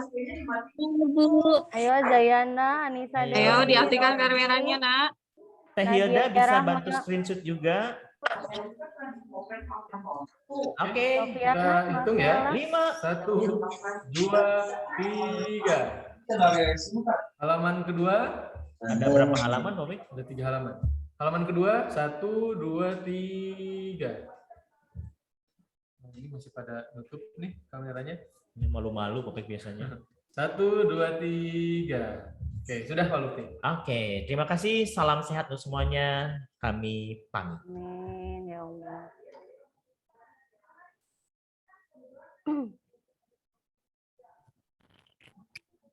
Ibu Siti Munajah. Terima kasih Bu Laila. Nanti kami akan kirimkan hadiahnya via paket ya Bu. Nanti saya kirimkan ke SMA Cilengsi gitu. Nanti titip buat anak-anaknya. Buat gurunya juga dapat kan, Oh Bu, ya? iya, buat gurunya nanti juga dapat. Nanti kalau gurunya katanya diambil sama Bu Laila ke kampus. Oh siap, Bu. Ditunggu ke kampus Bu Lailanya ya. Siap, Ibu. Iya, terima kasih Bu Siti. Nanti ditunggu untuk sertifikat narasumber kami ya Bu ya. Dan Ya, nanti insya untuk Allah. Ibu, administrasi. saya juga ucapan terima kasih banyak dari Unpak yang sudah luar biasa saat hari ini yang menjelaskan tentang materi bioteknologi, dan terima kasih untuk Ibu dosen tadi, Ibu Dr. Surti ya Bu ya, MSI, yang sudah gamblang ya menjelaskan tentang bioteknologi. Iya. Mudah-mudahan apa yang sudah disampaikan memberikan manfaat buat anak-anak di SMA 2 Cilengsi dan juga buat saya selaku gurunya. Dan juga Bu Laila, tadi ada Bu Leni dan Bu Lydia juga itu guru biologi di SMA. Oh iya. Iya. Terima kasih Ibu, terima kasih banyak. Iya, sama-sama Ibu. Kami end ya Bu ya. Iya, mangga Ibu. Ya, terima kasih.